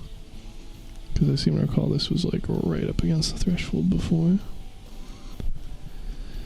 And I don't think any of the new parts was putting on it. Don't really need to have that guy because I can put on.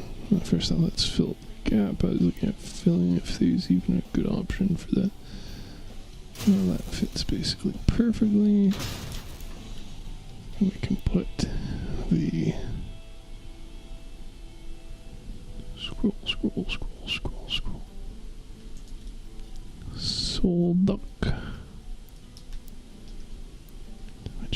theme of the build better.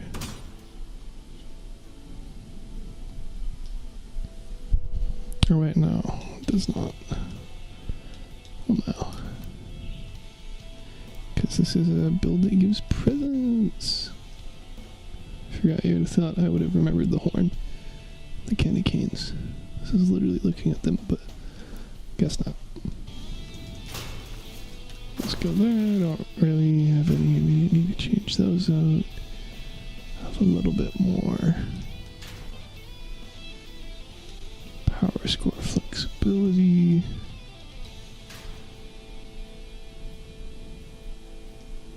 Question why I don't have that sideways.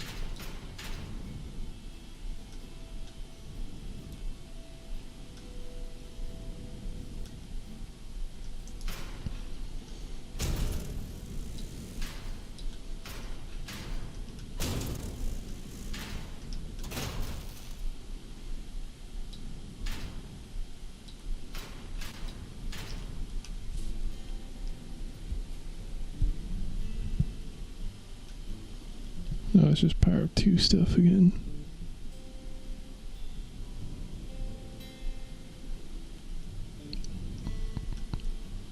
I think it's probably worthwhile doing anyway. So I can protect the engine a bit more and thus the stuff behind it. We can fit you.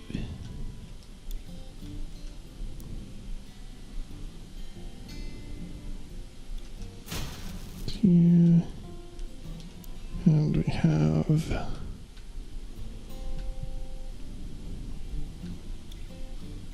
the new 6x4 part.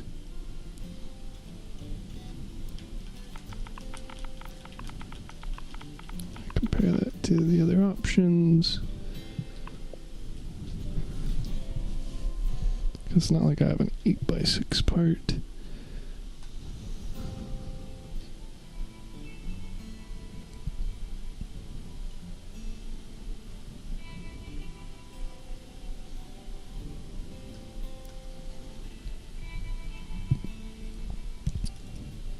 It's going to look kind of dumb, but whatever.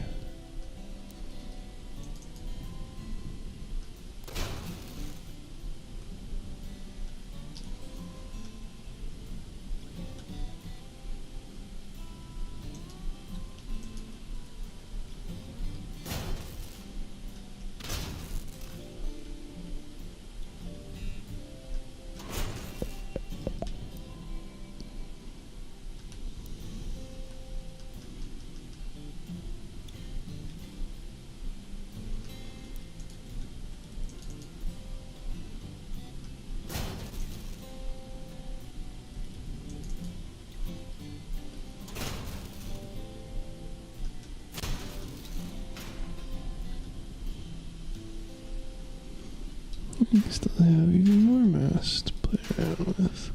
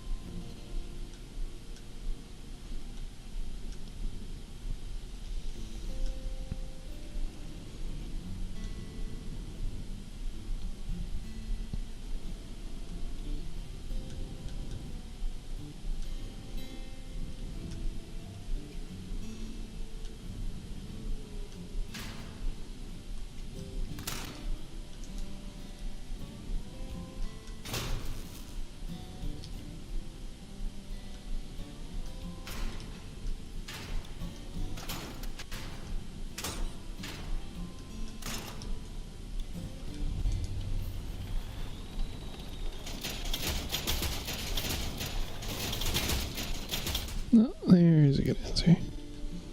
Slap a car jack somewhere.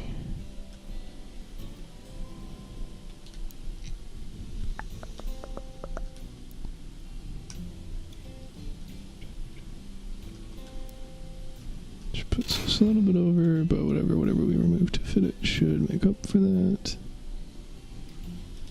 Do we need probably need the expanded ammo crate. Don't know why that's still showing a pin there. That's interesting.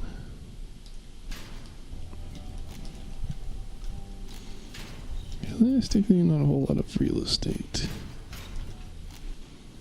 Left for wheeling stuff around.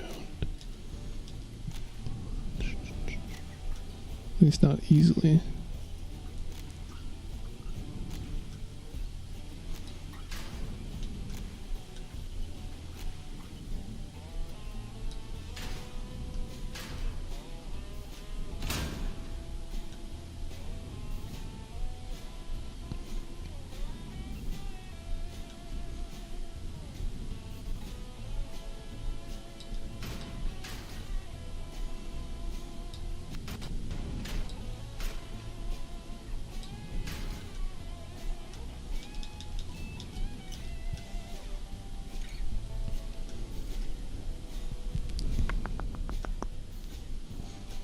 Silly, but I think that might honestly be the best option.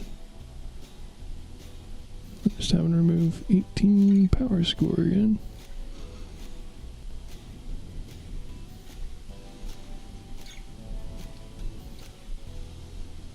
Which I think basically just entails undoing that. Great.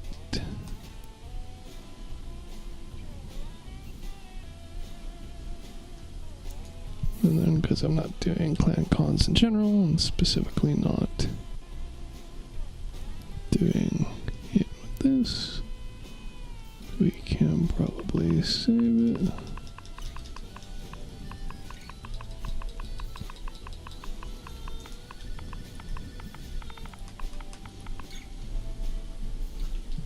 I wonder if it'd be better to have U14 in the front rather than after.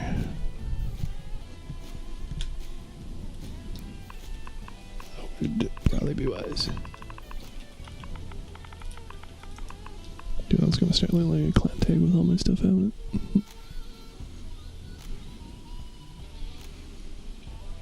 And then we can probably heat it to the exhibition.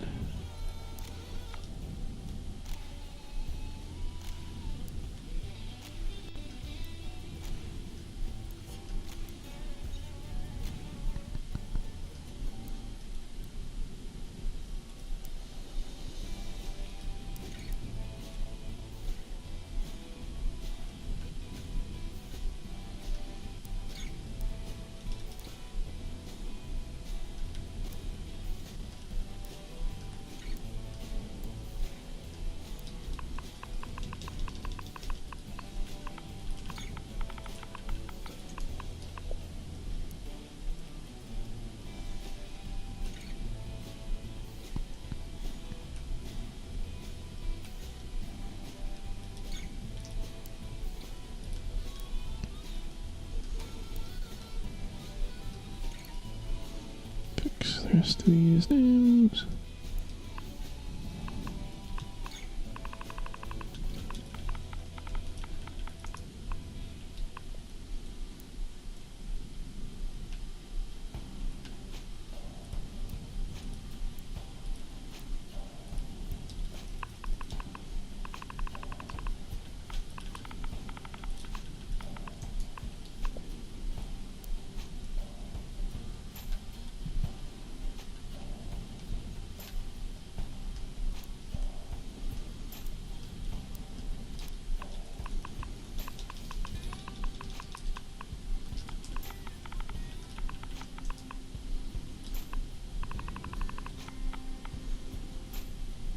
Maybe I should rename it not to be Mig. Seems like it's possibly just gonna confuse myself.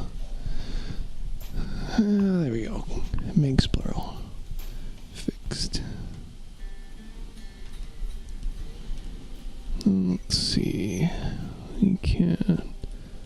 No, I did also update this. Didn't really do much, but shift the internals around to throw in the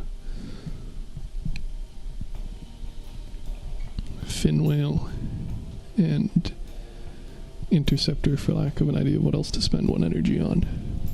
And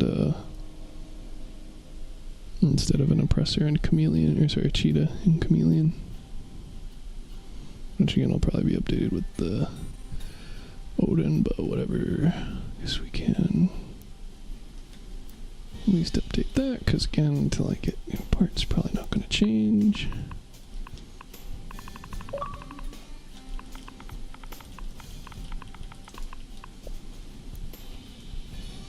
But I want to keep active because I actually use it.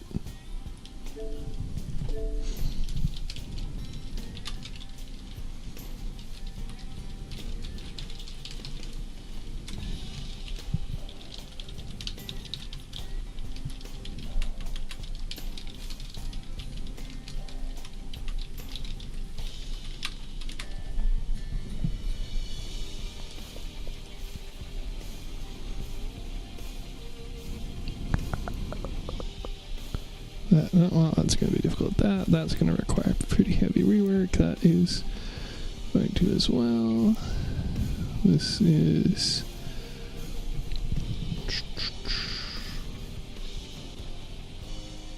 probably better with a Pegasus. Well, it's not like I really want to put more hovers on it.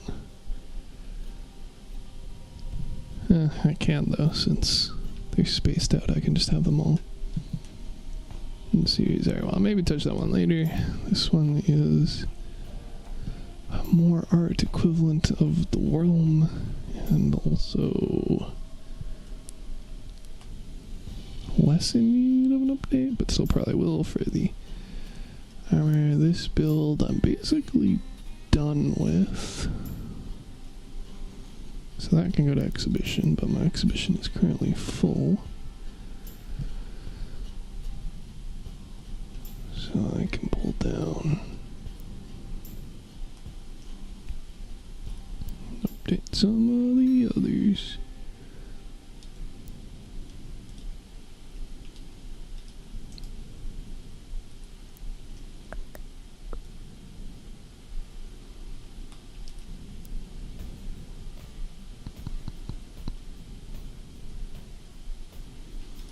This one is easy enough, it's just a re-upload.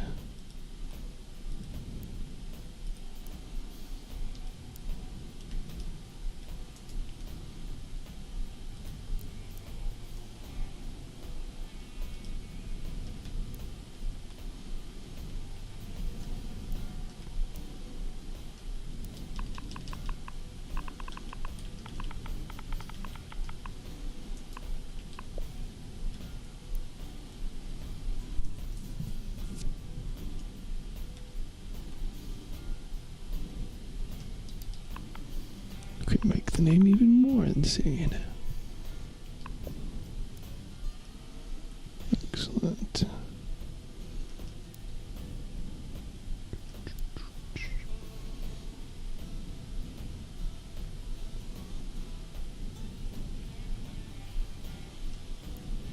Hate how this closes the list every time.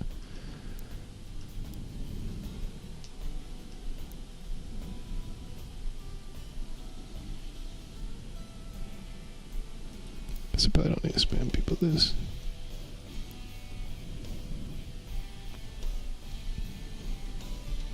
I'm not really planning or expecting to use this build for anything else in the near future. So it can probably stay shelved up there. Well, so that's going to require a rebuild, that's going to require a rebuild. That requires parts, that requires a rebuild, that requires fusion. That requires fusion. This is very much a meme build and also requires more parts. This is the one I was talking about needing to re-upload, so I don't think it should get shifted too significantly. But yeah, thanks. Like literally just pluses, right? Ooh, or maybe not. I fused it and it got worse. Funny. Oh, probably because that was a mess. Yeah. Yeah, okay.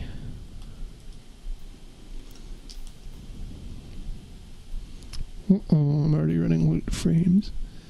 There is my immediate font.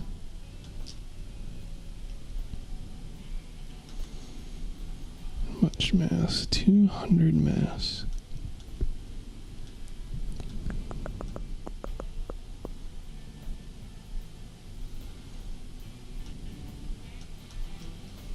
Oh fuck, those things are super heavy.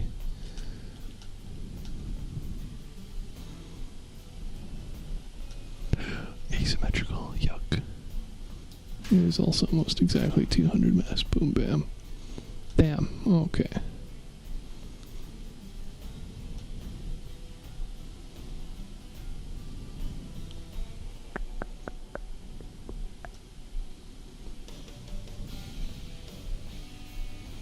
I feel like I could have also organized this a little bit better.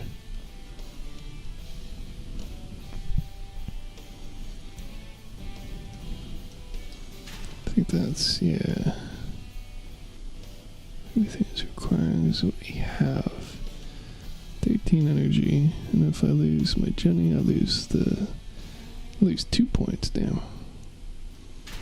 That's not clever.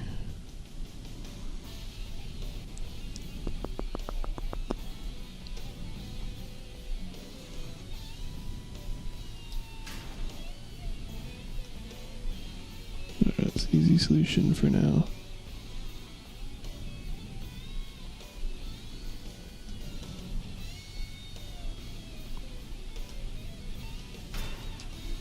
And then I can eventually TM. Probably come back and update this further. But for the time being, it should be fine. I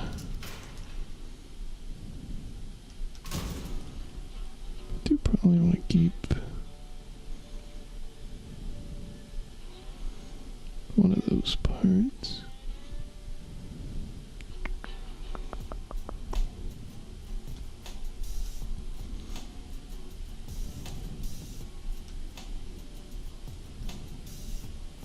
I guess we're operating off of the assumption we're not going to be losing the engine very frequently. That's fine.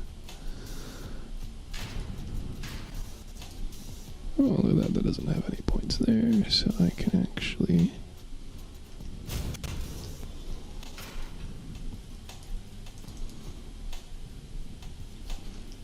This doesn't have enough ground clearance.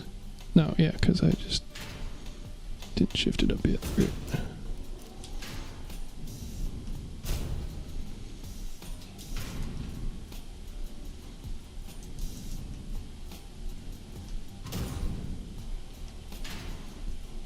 There we go, that's good. We can also probably actually slap that back on. Since now that's a lot more stable. Making use of that little nook. Getting rid of that, still gets rid of all of that. Beautiful. And... cry, I guess. I'll just replace that.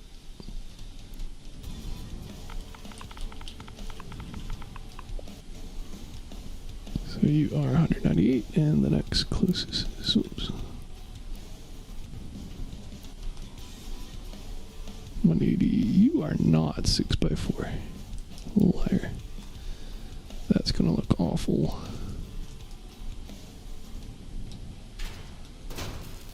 And not actually connect the points. So we're actually going to go with that. It just saves a bit of mass. Power score. And I can maybe put...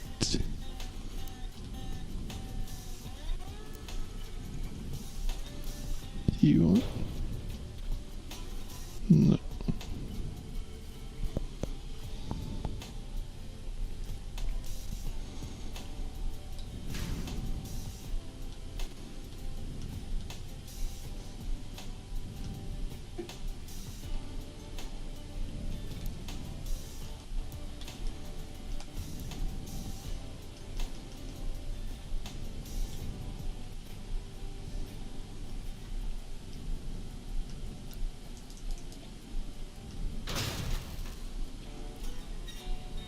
Beautiful.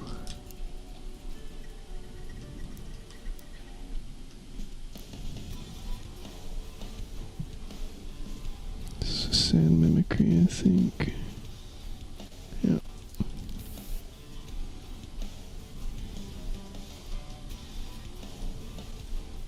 Should still be okay.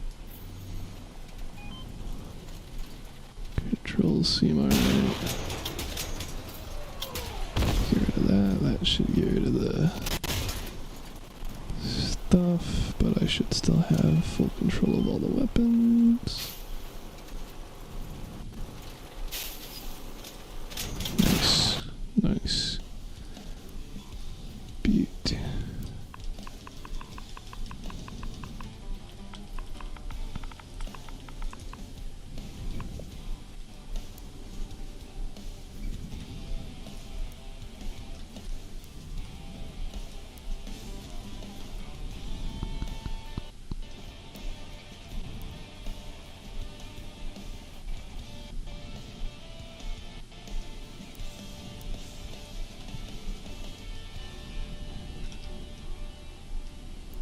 Too bad there's no like indirect combat tag, but whatever.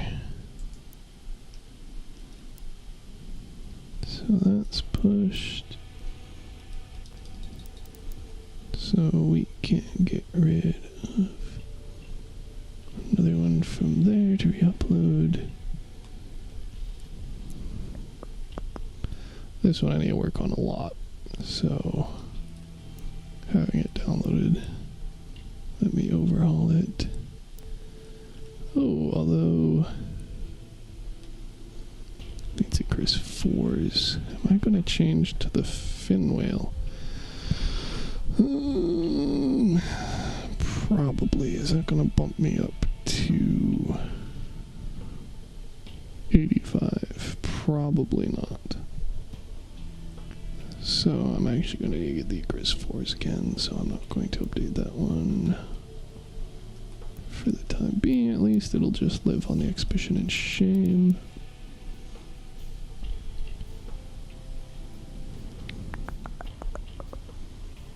So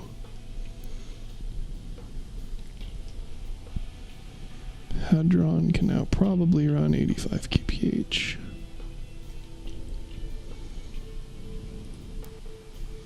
Gonna need a bit of work.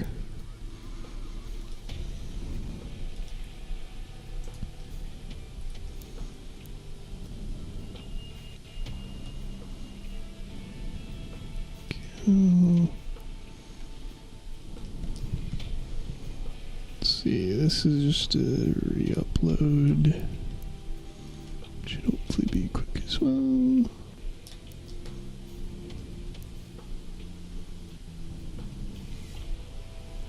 What do I have?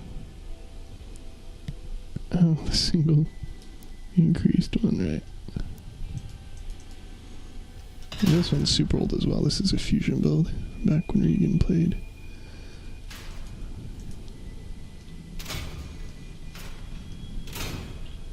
Probably, realistically, could use a fair bit of updates. Especially questioning why I'm using all these fucking heavy frames. I'm at like nigh zero risk of actually being framed. I could throw more armor on it. Okay, well, I can probably... It's gonna bug me that these don't match. So even though it's technically a worse idea, I'm gonna do it this way. What else? Probably everything. Modules. Do I even... What do they change for stats on this? Do I even need the... Alright, let's see. 8,000 tonnage needed, 9,000 tonnage needed, and I have 4,500 plus 45. Oh my god, exactly enough. Damn, pop off, devs. Pop off me from 2 years ago. Cool. So... yeah, I mean, we got enough power score to change things out.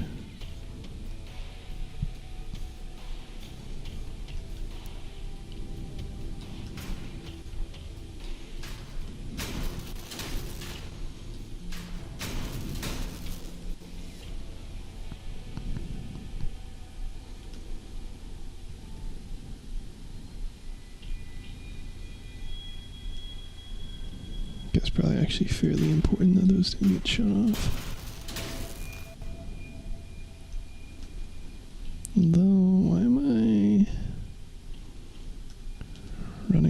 boxes at all.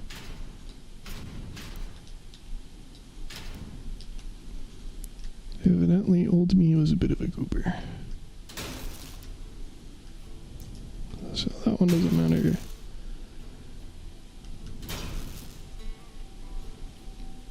And then those are important. Oh shit, that doesn't line up with the okay.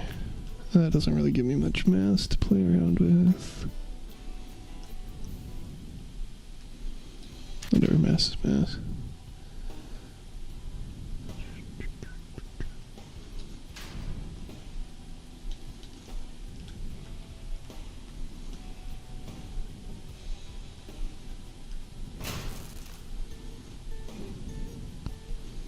Might just have to replace all these frames anyway. Especially with how many of them there are.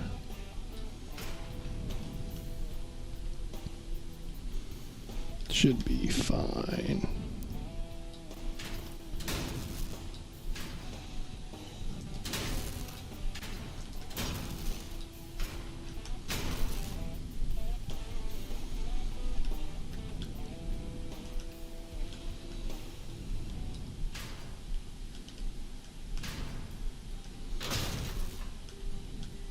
I remember spending so incredibly long getting the bus physique on it right. Physique's the wrong word. Bus aesthetic on it right. Especially with the roof. Because this was like the first time I was playing around with the 6x2s and 6x4s. Let's see, this is stuff what probably match the curve like that. I also struggle with the doors a lot, so I just said fuck it and ran that because we don't have a whole lot of 3x7s even now. The only other option was the tray, which looked worse. I also played around with doing the like van doors, but Power 2 stuff applies again. Did not like that, so a lot of struggling on the side of trying to make it look good aesthetically. I'm gonna also have to paint those, whatever the color midnight makes sense, I guess. Probably have a better color option nowadays, but whatever for the time being. Just keep it classic, baby. I used overmass. Okay. I don't actually know if you apply for this anymore, do you? 8, 10 goes so nice. Looks like they didn't update the angles to get blocked either.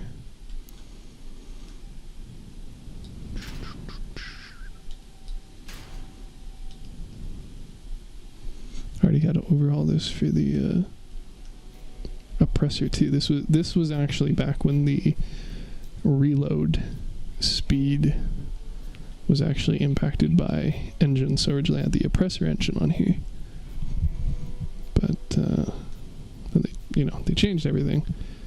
So I ended up losing a bit of speed as a result. But at least with hot red, I can also back up faster. And we're back to struggling. See, these are offset, so I can't exactly just replace them with 8x. And this is a 10x10, so the options there are limited. Close by 161 kilos. Which is this?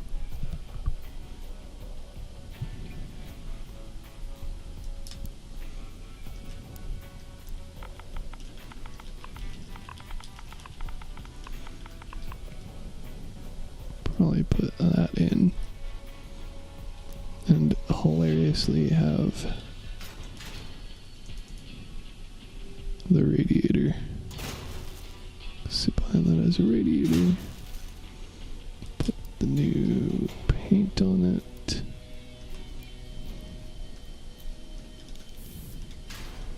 Put that there.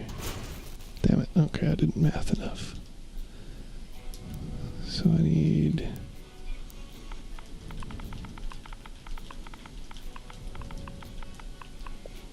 something better. Yuck.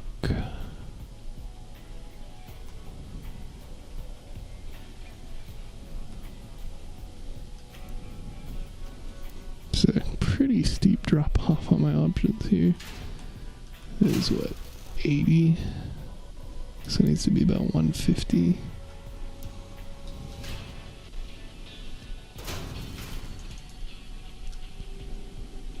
No, this definitely doesn't spark joy, but whatever. For the sake of simplicity, shall work.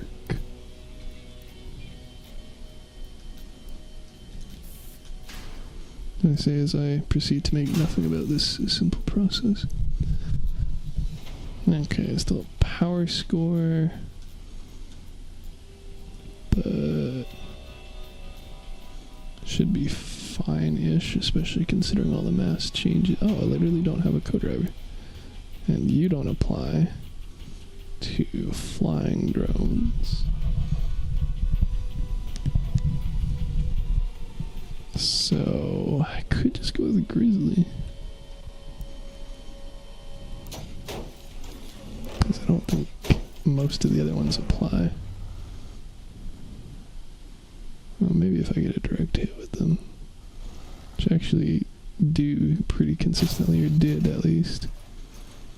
No, that didn't seem to count. Although I didn't get damage, so maybe, well, the residual damage doesn't count.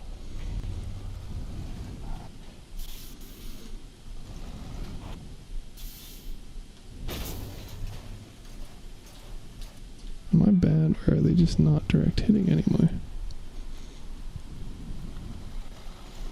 I feel like it's probably I'm just bad. There we go, direct hit. That didn't count. Those don't count. Probably doesn't count.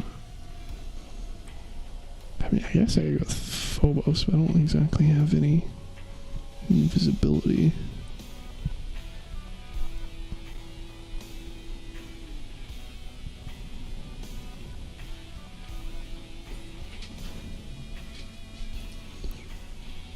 So Grizzly's kind of the easy answer, even though I don't actually have the tonnage for it to... Oh, barely. So I guess my math was off. I'd say 9,000, and this is 4,500. That's... Oh, yeah, another 500. Okay, sweet. Excellent, excellent. Which also basically means... could undo like half the changes I did due to mass. Great.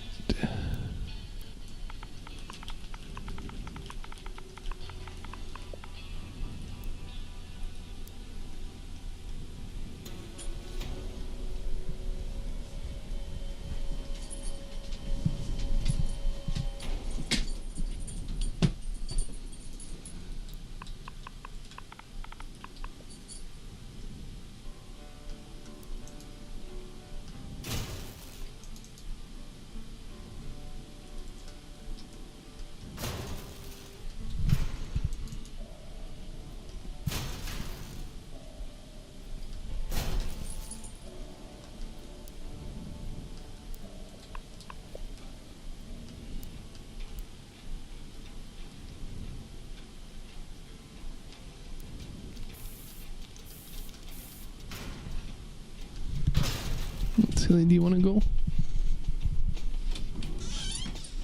No? Alright. You continue to vibe then. Get the other paint chiseled salt, which I don't remember the rarity of.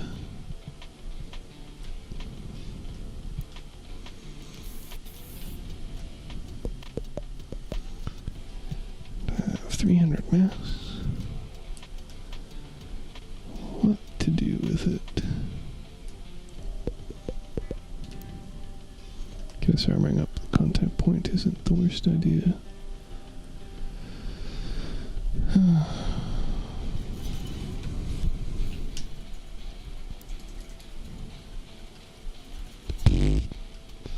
Okay. Alright now. Let's see, do I even have 300? Yeah, that would fit. I don't think they're... Yeah. I have to get rid of stuff. Well, we don't have a 1x8x1 that fits there better. I recall trying to spend a bunch of time trying to fill it with a single part, but the only one we have is that one. It doesn't look particularly good there.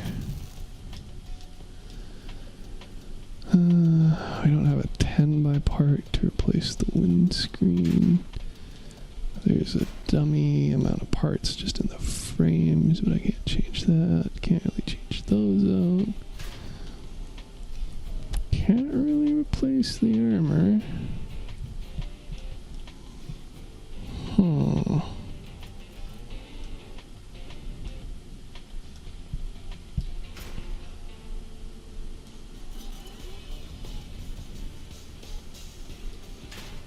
I guess I would just be lazy. Do something like that.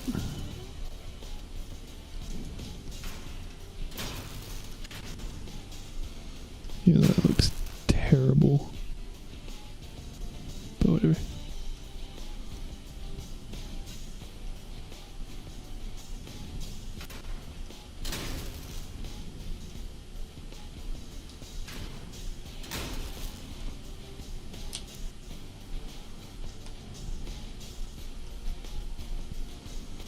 It's all tucked underneath anyway. It's not like I'm directly protecting against any like parts from taking fire damage, I guess. Oh, by that token, why don't I just do...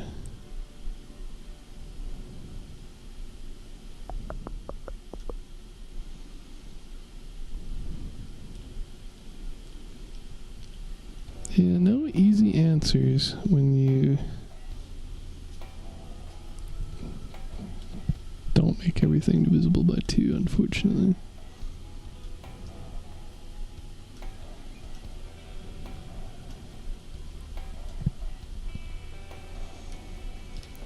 But I think that's fine enough.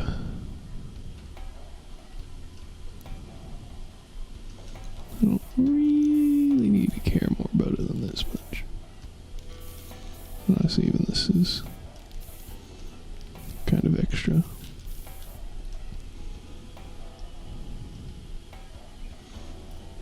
Could do... No, I can't.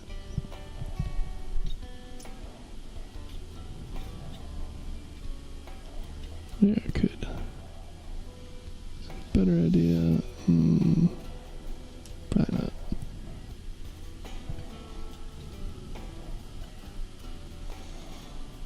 I think that's probably about as good as that's gonna get. I feel like I also wanted the CK off.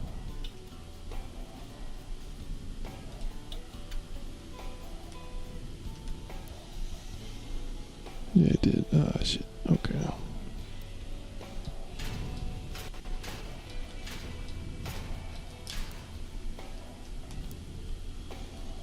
I hate this part. So I had... It wouldn't be as bad if I didn't have to go through all these fucking prompt menus, to be fair. Especially to put it back on after... I mean, no. What do you mean I can't remove CK?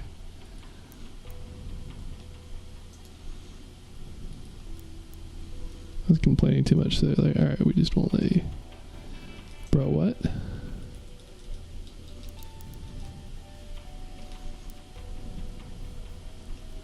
This 4...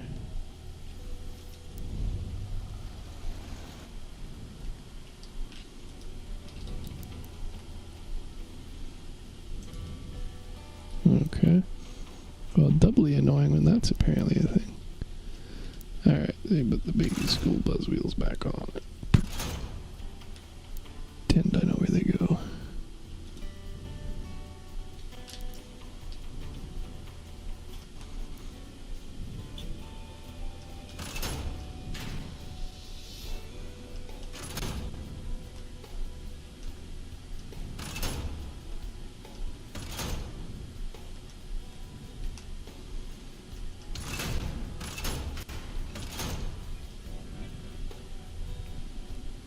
Nice. Then we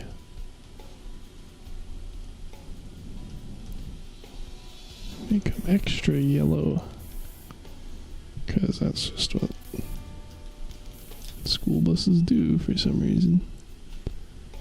I don't think any of these would look any better on them.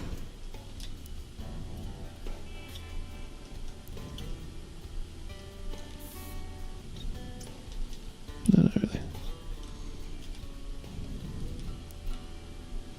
Then we cry at the character limit.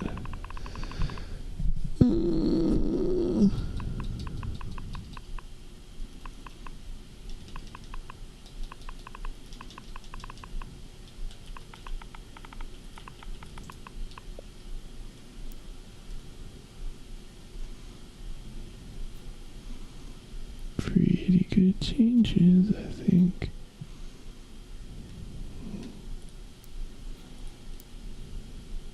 Oh, whoopsie. I actually have a stop sign now. I can fix that as well. Because at the time, they were dummy expensive. That was dummy poor. Aha.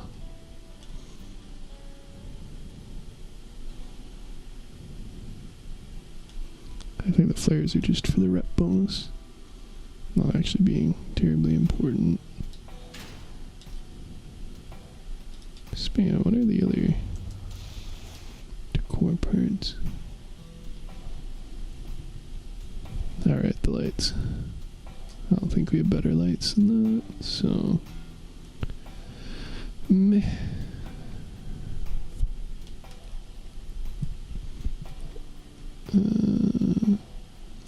That all looks good.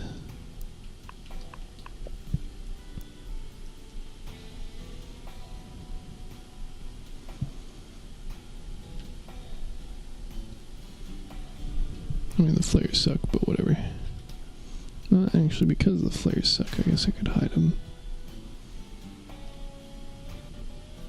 Because I don't think I can get any better. I guess I could just run these, or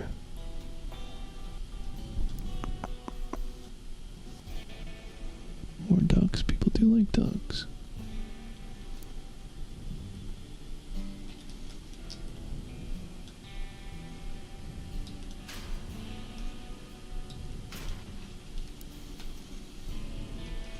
What else we got? We got flare. Yeah, we said no. What a horn. I don't know that there's a school bus horn. Oh, definitely not that though. Let's see. It's kind of school busy.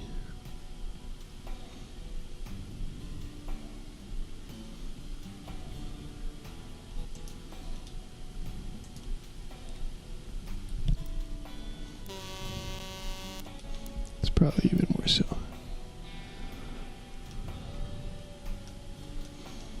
Put that.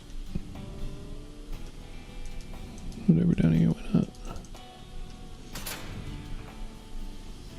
And then that duck doesn't really fit thematically. I could do duck and cool duck, but then I'm not going to be at the limit.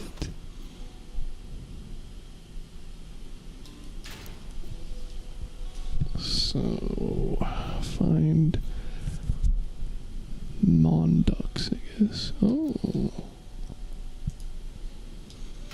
Here's an idea. But normally those are on the back of the bus. And the top, which is currently preoccupied. So that's not going to work.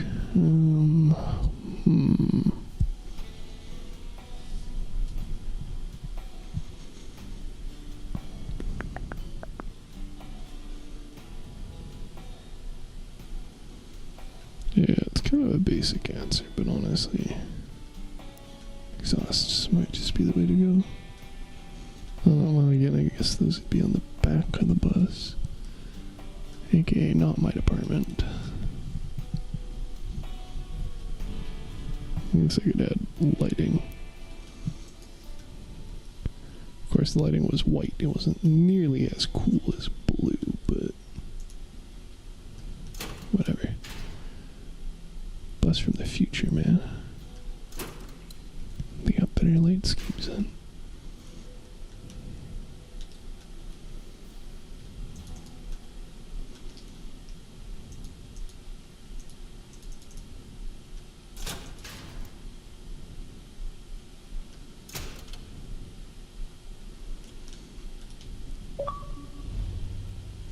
Wow, that's not going to be noticeable at all. Perfect.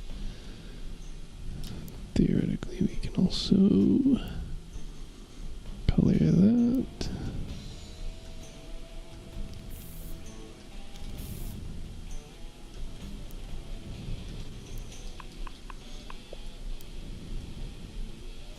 Beaut.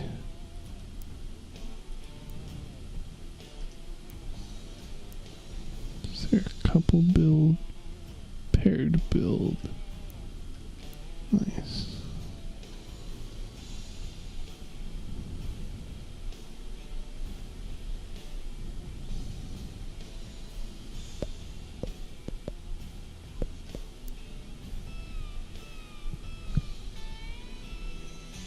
Should be fine. Delete that. Question how much longer I'm going to do this for tonight.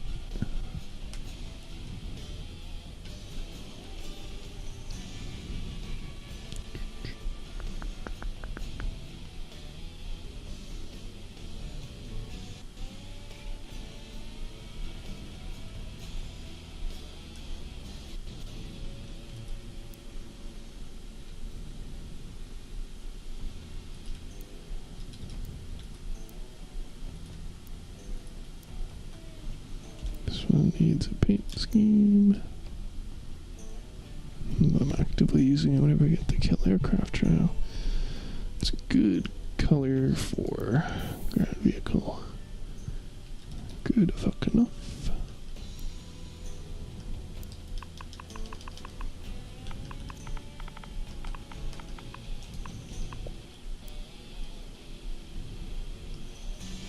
Shell that needs rework.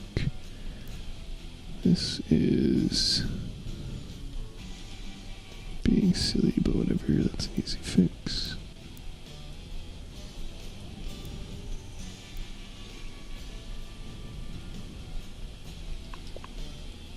I have to figure out what I'm going to do for the title of that. This is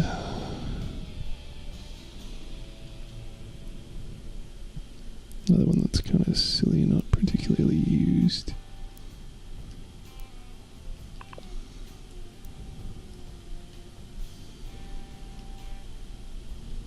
Probably wants the fin whale. That'd require an energy. Wants the Vindicator, but that'd bump up its power score too much. Its power score is already at kind of a silly point. Yeah, it's gonna need rework. Great. And then you are still in use. You require parts. So for these, this one.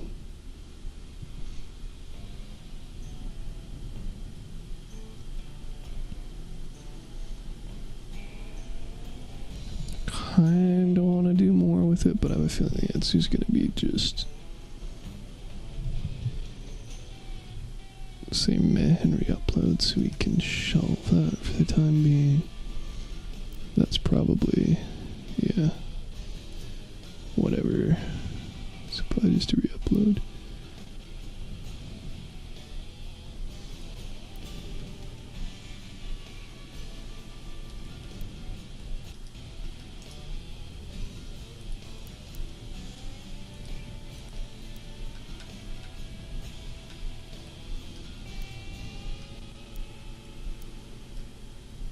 Nothing breaks, nice.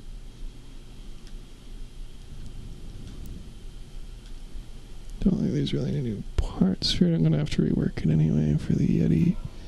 But the energy rework especially, that's not an immediate priority.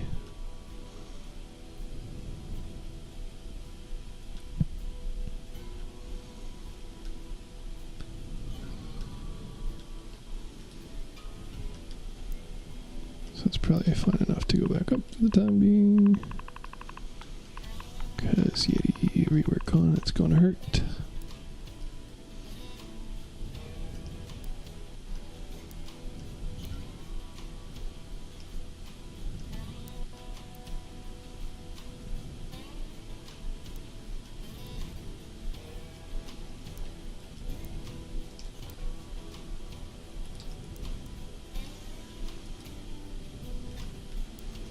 Maybe shove some of these things together. Oh, they're the ones I don't have the parts for. Would make it difficult.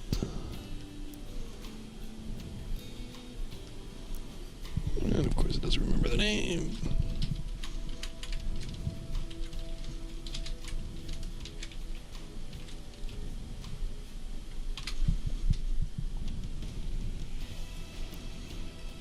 Let's see if I remember that right. Oopsie.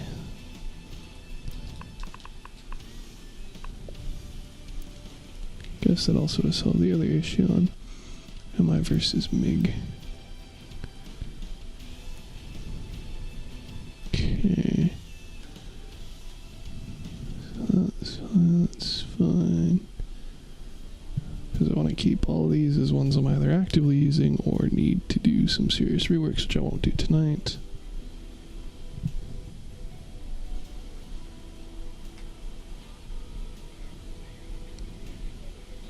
Then I would want to move that there, but I don't have parts for it. So it's just the Ravager Helios, that's fine.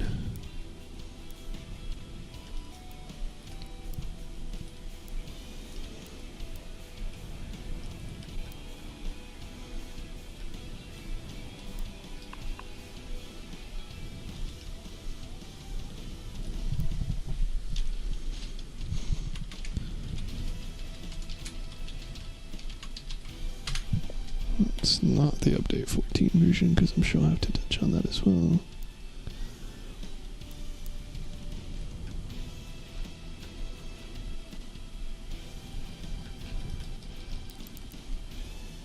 And then see, good, that one will require rework. I guess I could pull it down for the time being.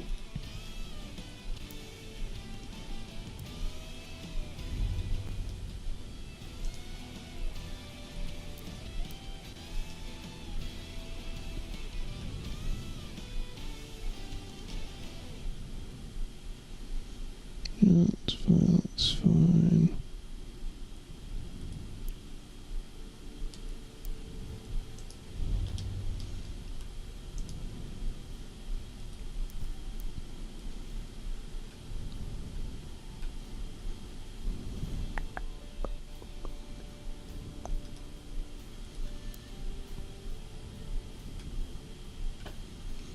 It gives me one slot in both places. I can juggle some stuff around, do some updates. And then I think I'll probably be okay for tonight. So we can put our Mimi one in the garage for people to fight. And my actual one for hammering out dailies. And see if there's anything super important about this. Ooh, plastic is good. I foresee those prices dropping quite a bit. Assuming it's the same as before and isn't super lame. I guess let's find out. A little 10-minute adventure. Wonder if they still have all the side boosters. Guess we'll find out. Let's see, yeah, Thor prices climbing back up because people aren't wanting to sell them, and they're going to get more of them soon. That makes sense. Shame you can't build and tweak stuff while queued. Let's see, I guess we can probably update the spreadsheet. Try to actually stay on top of it so that I need to do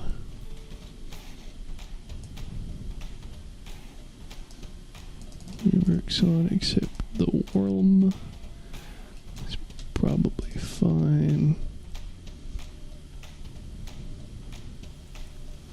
Bronze bone, yeah, that's shit. I guess this is also reweighting. Oh, let's see. This one was the highest unlock last time. I don't know if there's actually an unlock pass this time around though. Oh, it also sucks this time. Damn, alright, they changed weaponry. Oh, we do still have the dash modules. Fun.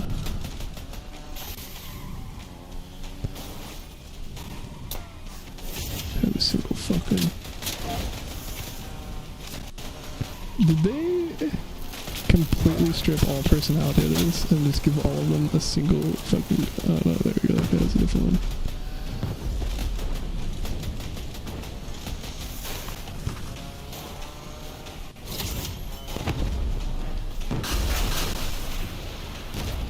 Ooh. This build sucks. I wonder if the alt is super cracked or something.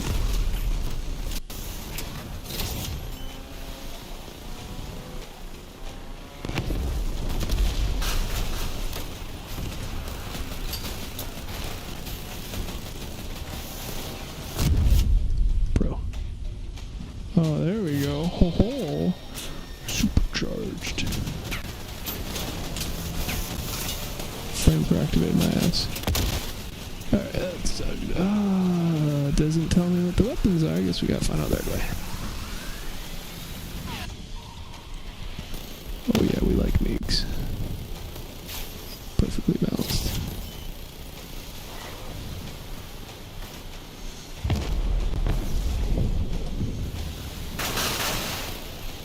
Guess everybody really likes running the cheating auto lock on hero cones. Fine by me.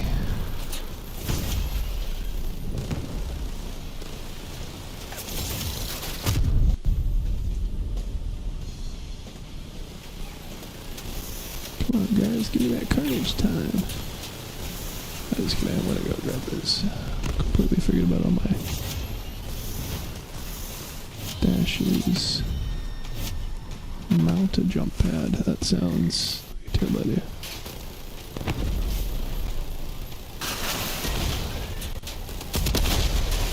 Oh, is that my super weapon? Jump pad? Well, now. Well, that's silly. Oh, no! Okay, well, that makes sense. This one was super cracked before. Ah, it still just has a therm now. That sucks.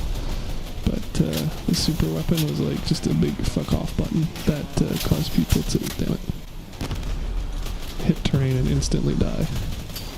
So you could just chain it really, really easily. Get a kill. Get the super. Let's repeat.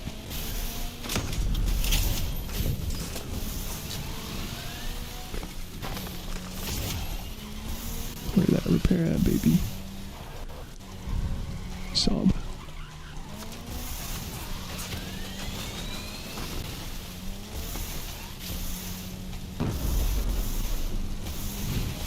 Sure, that one dude's sick of following me.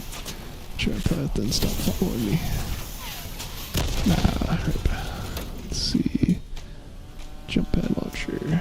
Tiki. Ah, you found it. Alright. Well, that explains why I couldn't. Nah, that was bad.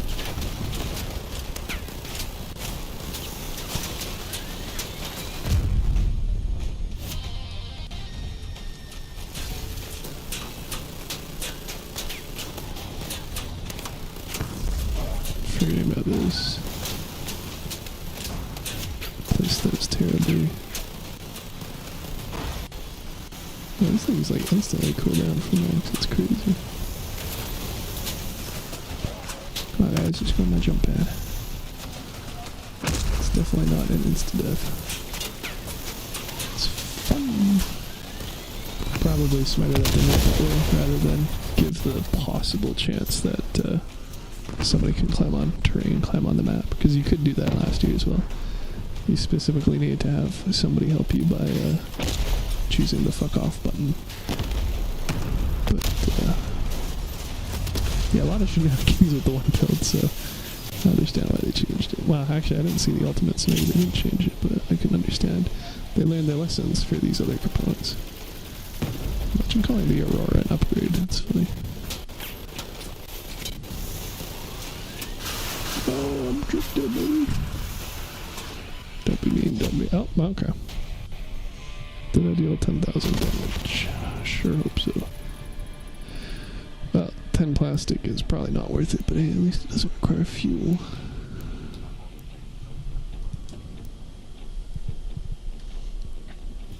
Alright, let's see what you got.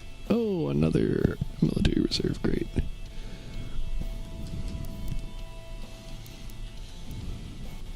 Hey, this is out now. Insta-buy, beautiful.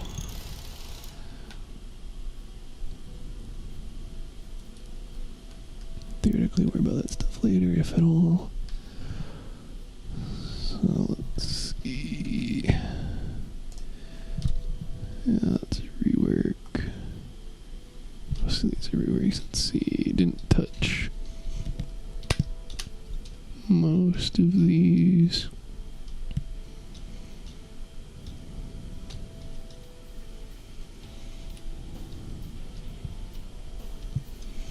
There we go. I got these are re-uploaded. Nice.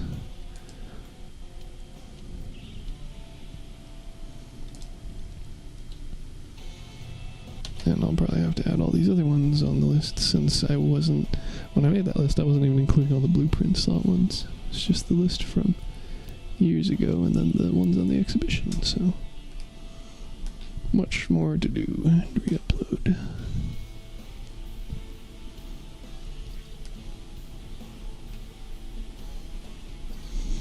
But hey, slots are good.